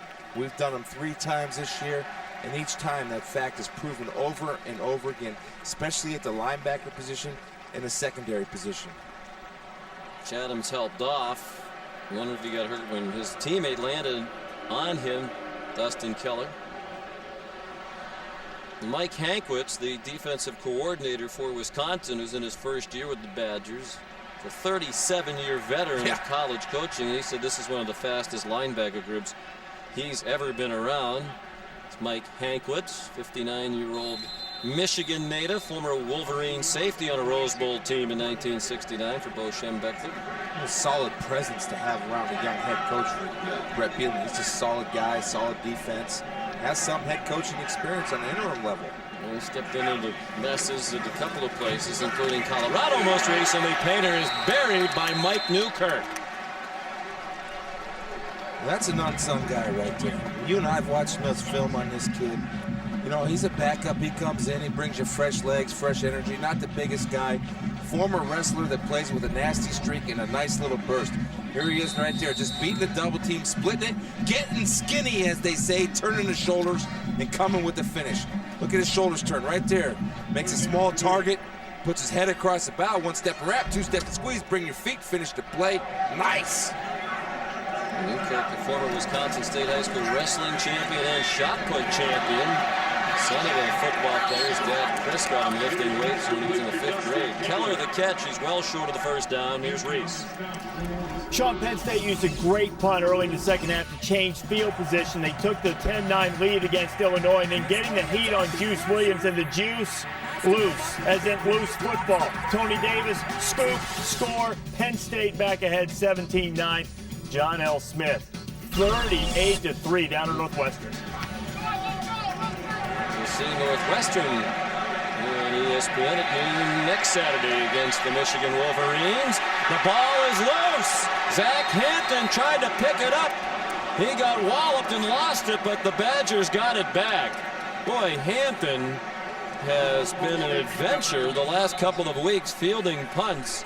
You wonder how much longer they'll keep him back there. Usually such a heady player, but the last couple of weeks he's had his difficulties. 53-yard punt. Ben Strickland saved the day. There's Zach Hampton, ordinarily a special teams dynamo, former walk-on, earned a scholarship, a fan favorite because of his spirited play, but he's had his troubles in the last couple of weeks returning punts. Brett Bielema coaches a lot of the special teams units himself. Over there to speak with Hampton. We asked Brett Bielema during the week, would he make a change, because for a while last week Hampton wasn't back there. He said, no, Hampton's the kind of guy who learns quickly from his mistakes. He's our best guy. He's going to be back there, but you wonder if he will the next time. Stocko threw a long pass incomplete. Watch Ben Strickland. See, even though it's a fair catch, the ball's going to be down. Ben Strickland's trying to block his guy from down in the ball. His hustle and extra play right there saved Wisconsin what could have been a massive turnover, just because he hustled and did a little extra, finishing the play. Hampton out of Lancaster High School in Wisconsin. Small town in southwest Wisconsin. Played on 2 state championship teams. Walked on to Wisconsin. Earned a scholarship. Very grateful to his dad, Buck, who worked extra side jobs so that Hampton didn't have to take out all kinds of student loans. Cliff Averill to tackle on P.J. Hill. Here's Reese. PNU, 28-3 game, and as Ohio State goes to the trickery, Indiana thinks they've got everything covered, but they do not. Ted Ginn to Rory Nichols, his second touchdown of the day. How about Ginn with a touchdown pass? Here under a minute to go in the third quarter. Good news for the Boilermakers. Anthony Spencer back on defense. A key 3rd down and 4. Wisconsin's ability to chew up the clock. They need a stop, down by 2 touchdowns. Flag down. Stocko throws it away. The general direction of Luke Swan. There are flags thrown by the official, the line of scrimmage on the far side of the field. And that'll be turned down and force a punt by Ken DeBush. It's a misread by Stocko. He had a nice little matchup. Beckham on Bick. Beckham had him beat, and Stocko took his eyes off him and just threw it away. Stayed a little bit more patient. It'd be 1st and 10 Badgers, but this is a chance now for Purdue to create something with some positive field position. Bush punting with that brisk wind. Punting for the 4th time today to Royce Adams. Low snap.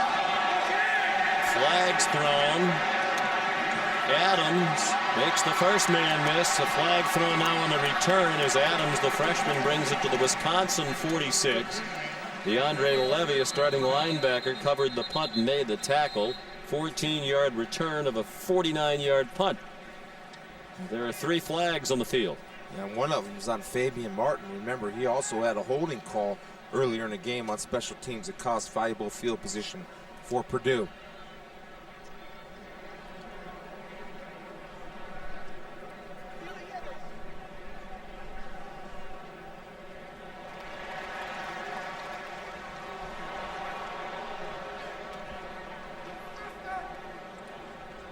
Again, right there, just costly mistakes at the wrong time.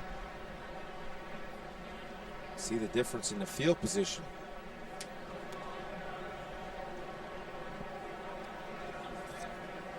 Referee John O'Neill going through the options. See, if you can, if it's offsetting, you could do the play over and make him kick it again. So we're talking about maybe a 30-yard difference in field position. Yeah, we'll make him kick it again.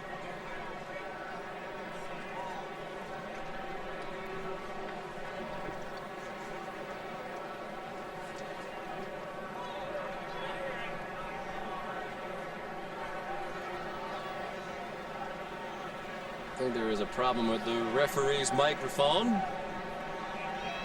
The long and short of it is they'll do it again on 4th down and 4 for Wisconsin from their own 15-yard line. Now the reason for the holding was that Purdue had decent pressure. And the snap was a little bit low. Again to Bush punting with the strong breeze. To Royce Adams.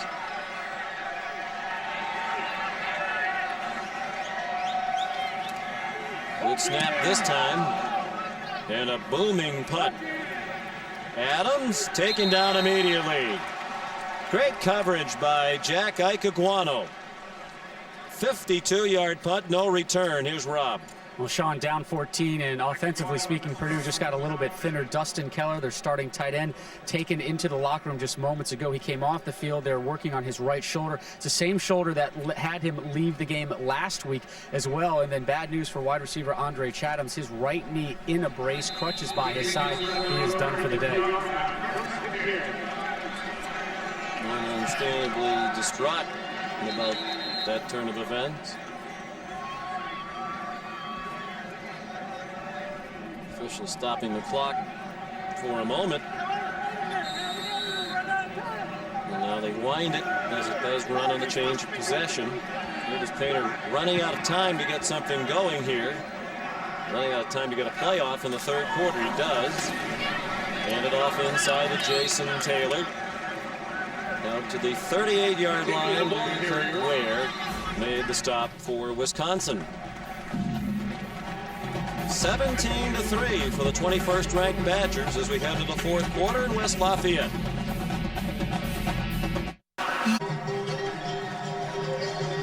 And the Purdue football Boilermakers at the crossroads here as we go to the 4th quarter. They're down by 2 touchdowns with the football and operating with the wind at their back here in the 4th quarter. 2nd down and 5 from their own 38 to begin the final 15 minutes of regulation. 4-man rush for the Badgers, and that pass almost intercepted by Alan Langford as he stepped in front of Jake Standerford, who's deep down the depth chart at wide receiver. He's the brother of John Standerford, who was a great star here at Purdue, went on to the NFL with the Indianapolis Colts. Yeah, you see right there, Standerford can't push him and threaten Langford in any way. Langford's just going to hang tight. You got to be able to push that route up the field to get that defensive back in his backpedal all day. Wisconsin's corners have been sitting on routes. Painter throws incomplete. Double covered Dorian Bryant. That's been the case for a lot of the year. He's been frustrated by the doubles and brackets, and they will have to punt. Again, there's no separation. And it's an excellent job of Coach Hank Woods, defensive coordinator of Wisconsin, of putting in the game plan and watching your guys execute the game plan. Darrell Armstrong punch for the 6th time, low and wobbly and fielded cleanly by Zach Hampton, who is back there again for Wisconsin. And here's why. A nice return all the way out to the 45-yard line. 21-yard return of a 35-yard punt. Had a huge day in Atlanta. He's the NFL's leading rusher. Eli Manning and company are 3-2. The player made the big plays on Sunday. 3 TOTDs, and Dallas is at 3-2 as well. The Giants, the Cowboys. 8:30 Eastern on ESPN's Monday Night Football.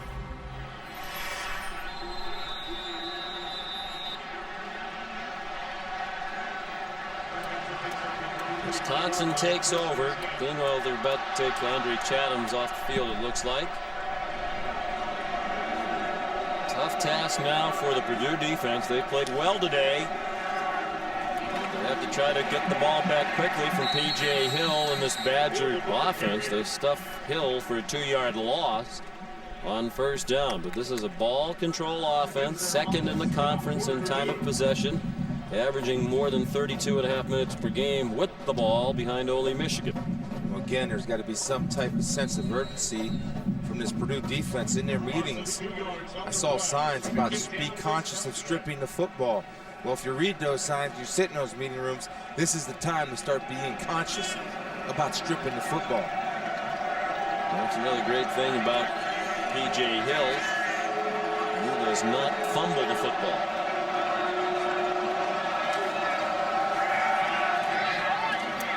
Pass behind Beckham, incomplete. Justin Scott had coverage, but Stocco had Beckham open and threw it behind him. Rob? Well, Sean, you're right. P.J. Hill does not fumble the ball regularly, but this is an interesting note from the defensive game notes from Purdue. One of the things that they were stressing was, A, to gang tackle P.J. Hill, obviously, because he's such a big load to bring down, but also to gang tackle him and strip him, because they feel he handles the ball a little looser than, well, I guess than we think. Well, the numbers don't lie. He had handled the ball entering today 186 times without a fumble all season. Has no history of putting it on the ground. Stocco on third down dumps it off, running to do for a first down for Paul Hubbard, and he didn't get there. Stanford Kegler stopped him about 2 yards short of the first down at the Purdue 47. Anthony Spencer forced John Stocco to step up, but I'll tell you, I've been watching all game. He and Joe Thomas are doing battle. And if you're looking at a film and you want a left tackle and you're an NFL team, right there's your guy. Joe Thomas, even though Spencer's getting there, he's not quite getting there.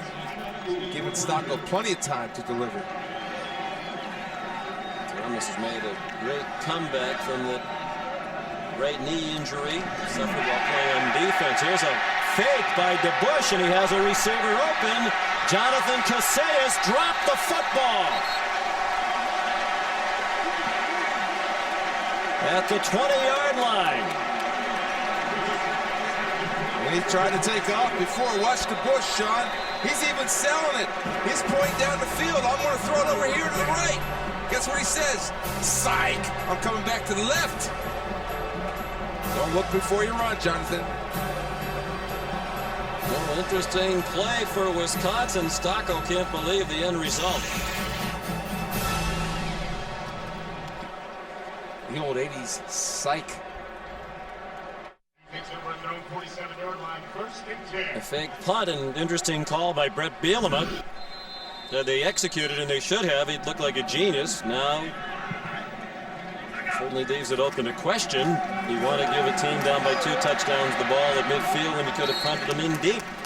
Dorian Bryant took the handoff, went for 5. Here's Reese.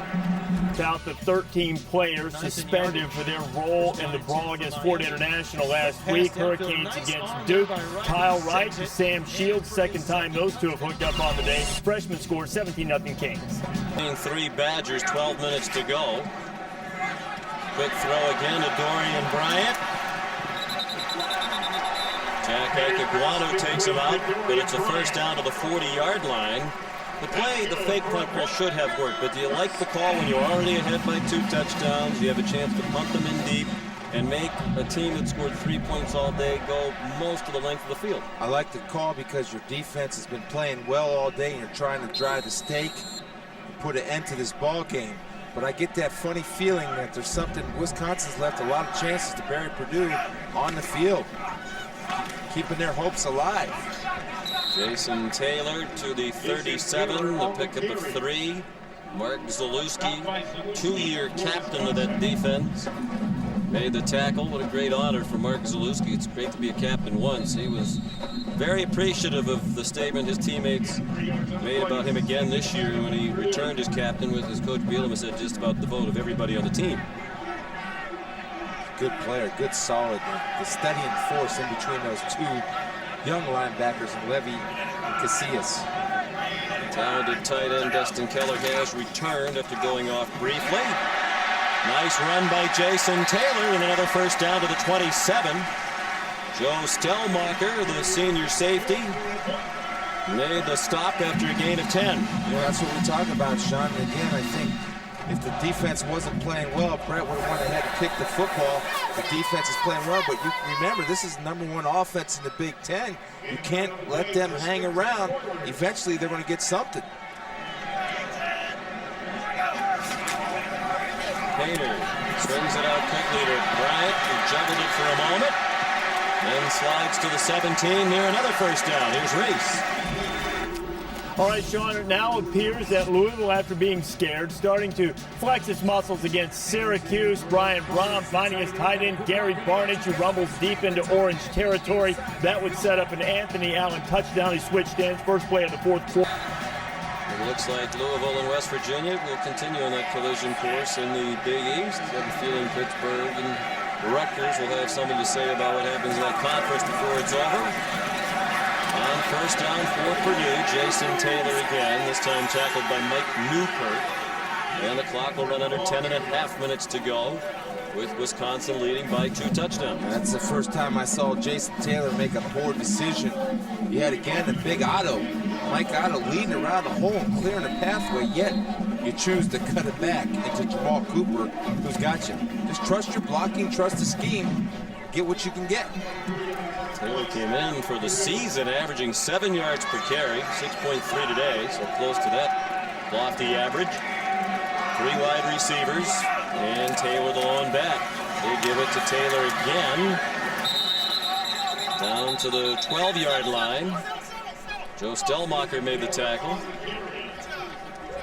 Well, Bill Legg, the offensive coordinator, told us yesterday a lot of this is determined by Painter when they get to the line. He can turn runs into passes, passes into runs. So he's looking at that defense and determining that that handoff is the best play. Right there, he should have went to a pass because he had man-to-man coverage, no safety help. He's stuck with the run if he checks the pass. But that tells me the respect that they've gotten for these Wisconsin DBs. I have to think this is 4-down territory, down by 2 touchdowns. 3rd down and 5. Painter needs to get rid of it, and instead he takes the sack. Only a couple of yards of loss on the play. Jamal Cooper able to drag him down. 2nd sack of the season for the junior from St. Louis. Yeah, you're right, Sean. It is 4-down territory, or 4th and 9. The good news, if you're a Purdue Boilermaker fan, is Dustin Keller has returned from the locker room and is in the lineup. Probably been one of the bright spots on the Purdue offense today. Painter has not been sharp today, one of the leading passers in the country coming in. 4-man rush. He zips that one into traffic, incomplete. Looking for Dorian Bryant. It was deflected by Jonathan Casillas. Well, Casillas making amends from the dropped punt. Here's the speed, the agility, the new Wisconsin defense. Jonathan Casillas. Is presented by Cars.com. Find the right car for you. Cars.com. And in part by Cooper Tires. Don't give up a thing.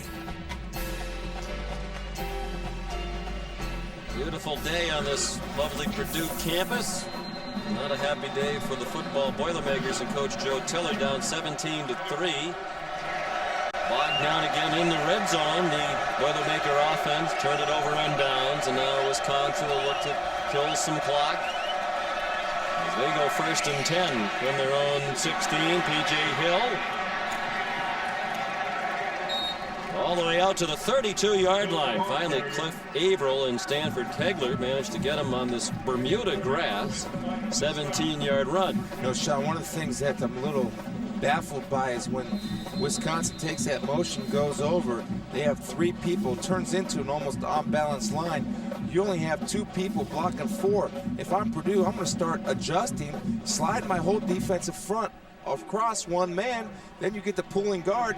You don't have enough bodies over there, thus you have P.J. Hill running through because Wisconsin's creating a situation. They're getting a hat on a hat. And then rushed for 100 yards in the last 3 meetings with Purdue. Hill has over 100 himself today for the 7th time in 8 games of his redshirt freshman season. Jermaine Gwynn took him down on that run out of the 37-yard line. you have to give this Wisconsin offense a lot of credit for what they've accomplished. They knew they had a good offensive line coming back and a great tackle in Joe Thomas. They knew they had the fifth-year senior John Stocco, but their receiver core, their entire wide receiver core, returned 4 career catches. Both tight ends went to the NFL. They had to take 2 players from defense over to play tight end, and Hill, their lead running back, missed all last year with a broken leg and never made a college carry. George Hall takes down Hill behind the line of scrimmage. See Joe Thomas and Anthony Spencer doing battle, and it's been a case of Anthony Spencer getting close. What that tells me is that Joe Thomas has done his job, because he's going up against the leader in the Big Ten for sacks, the leader in the Big Ten for tackles for loss. And you see the strength of Joe Thomas right there, able to move Big Anthony. Anthony's hadn't been close, but anytime you get 0 stats like sacks or tackles for loss, like the impact play that Anthony Spencer is, you're doing your job and doing it well. 3rd down, 5, another must-stop situation with the Purdue defense, you'd think, and they do not stop the Badgers. Luke Swan made the catch, stayed in bounds. They'll stop the clock for a moment to move the chains and wind it again. Justin Scott made the tackle. Paul Hubbard giving one up for the team right there, throwing a nice little pick, like Phil Hubbard used to do for the Washington Bullets, former Michigan Wolverine, Killing Bulldog. Hitting Luke Swan in the flat, little switch route. Hubbard sets the pick. Purdue can't fight through it. Excellent execution and play calling by the Badgers. A 9-yard gain. Mentioned the exception of Stocco, Thomas, and a couple of the offensive linemen, really an all-new offense, but they just keep rolling right along under Paul Christ, who's really made a name for himself as the offensive coordinator. Now Hill trying to take it all the way. Gets down to the 9-yard line. 45 yards, so that'll get Hill over his season average of 144 entering this game. For so long, Purdue kept him hemmed in, but not that time. Justin Scott saved the touchdown. Watch PJ with a little shake, and it's nice to see a man at 250 pounds. Now, he said, if only I had 30 yards to go, I'd be in the end zone, as opposed to 40, then have that little corner. But that's what's making him special. Not only is he developing the power, but right there, he's learning how to make people miss. Then when you combine power with missability, whatever that is, that's a good thing. 160 yards rushing. He does have breakaway speed. Took 160 for a touchdown against Northwestern. Lance Smith into the end zone. Touchdown, Wisconsin. It's a nice little cleanup duty coming out of the bullpen. PJ, I'll take it from here. He's developing too, Sean. You got a nice little 1-2 punch like PJ Hill and Lance Smith. Their running back situation is set for a while up in Madison. Hill's a redshirt freshman. Smith, the true freshman. There's Taylor Melhoff. The Badgers in the final analysis on a day when they sputtered for a while offensively, are right on target to get a lot of their numbers statistically. Smith, the touchdown from 8 yards out.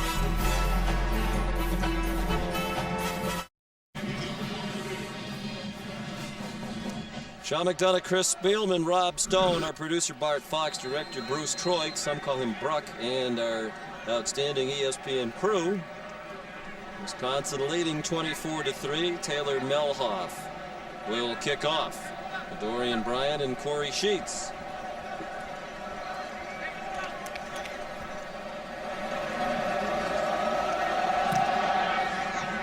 Moving off into the wind, he squibs it. And it's picked up by Sheets. Flag down. He's down at the 23-yard line. Tackled by Josh Nettles. It'll be a hold against Purdue. Here's Reese. Sean, check in again on Texas. Two guys.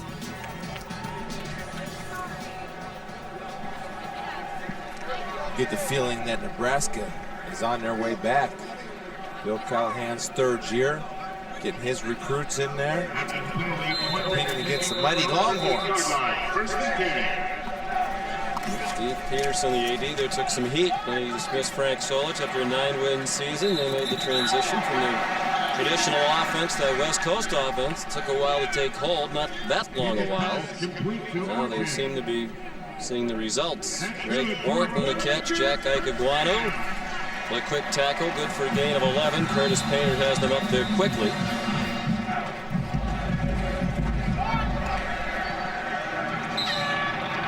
Orton again, Ikeguanu again. They'll run the clock. The play to the 30-yard line for a pickup of 6.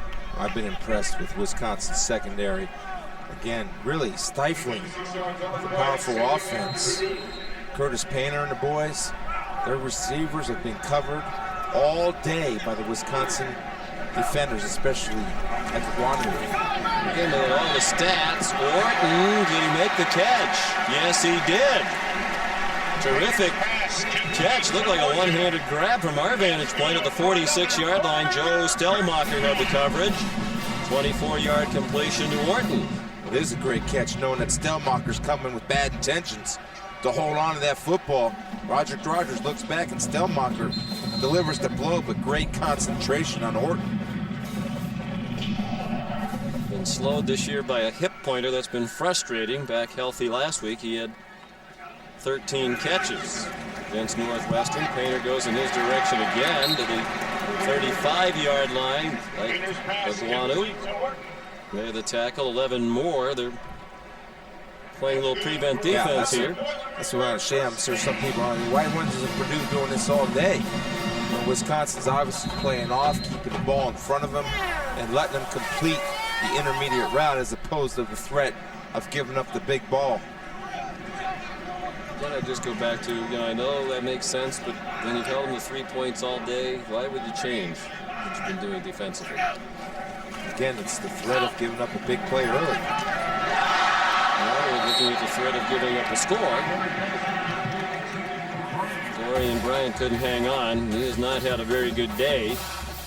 Ray Rice in Rutgers, he's certainly a candidate for the Heisman Trophy.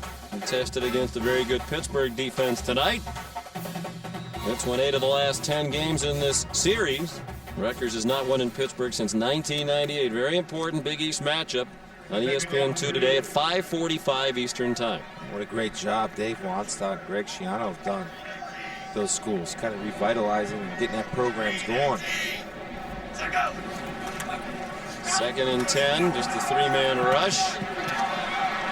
Catch made by Selwyn Lyman.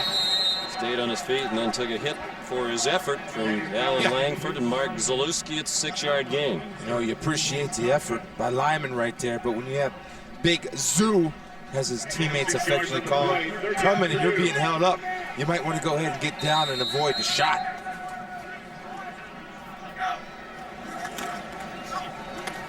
Painter, a 4-man rush this time, throws it away. We started to talk about the Wisconsin defense and all the stats coming in, particularly in pass defense, but again, you had to wonder. I mean, in the recent weeks, they played Indiana, they played Northwestern, they played Minnesota. And now today, they're doing it against a team that came in 4th in the country and number 1 in the Big Ten in pass offense, and they have completely frustrated Purdue.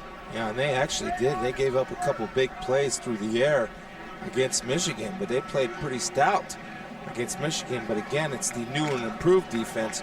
Joe Tiller told us it's the same Wisconsin, but the defense is totally different. With the speed that they have and the physicality of the corners is what I like on this defense. Good credit to these coaches, too.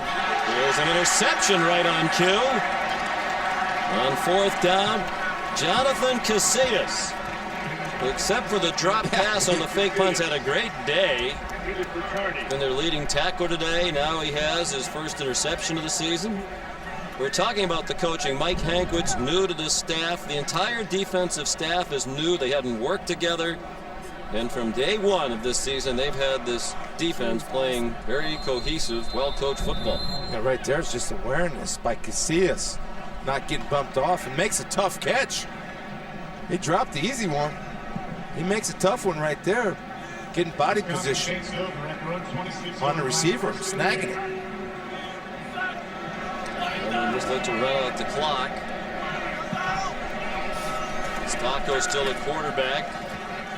And P.J. Hill, the running back. Excuse me, Daiwan Rowan, the running back. We were talking about the defensive staff. Mike Hankwitz and Brent Bielema had never worked together. So that seemed like an interesting choice, particularly given Bielema's defensive background as an assistant coach. They first met back in 1995. Bielema was a young assistant at Iowa. Mike Hankwitz, the coordinator at Kansas. Brent Bielema went to Kansas to spend some time talking defense with Mike Hankwitz. Admired the way Hankwitz coached. Thought his teams were very well coached. That started a friendship when Hankwitz was the coordinator at Texas A&M. He tried to get R.C. Slocum to hire Bielema as an assistant, but that didn't happen.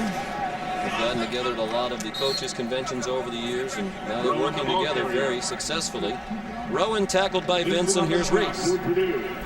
Just yet against Louisville in the Carrier Dome. Syracuse's Perry Patterson for Mike Williams. And with just over 5 minutes to go, the Cuse within one score. We'll keep you up to date on college football scoreboard. That's coming up. Well, true of the fighting spirit of the Orange, the Harvard of Central New York, Syracuse University. 3rd down, 2 for Wisconsin. Rowan, first down and much more. This Purdue defense looks to be out of gas. Brandon Irwin finally ran him down after a gain of 22 to the 44-yard line of the Boilers. Time to take a look at our Cooper Tire player of the game. Once again, P.J. Hill surpassed his season average with 161 yards rushing. Came in at 144 and change. 2 more touchdowns for the Big Ten's leading rusher. When you're leading a league in which Mike Martin resides, you're doing something pretty special. Yeah, the thing that's developing with PJ is his ability to make people miss. Obviously his toughness, but his vision has been expanded as the year goes on. Try to get him to stay in his running paths, not get out of where the run was intended to go. And he's 7, and you have to go back to 1912 to William Juneau, the last first-year Wisconsin coach to get 7 victories. Brett Bielema likely to have more than that and have the record all by himself. Phil King also had 7 back in 1896. Final score, Wisconsin 24, Purdue 3. The Badgers now 7-1, 4-1 in the Big Ten. College football scoreboard presented by Acura is up next. Now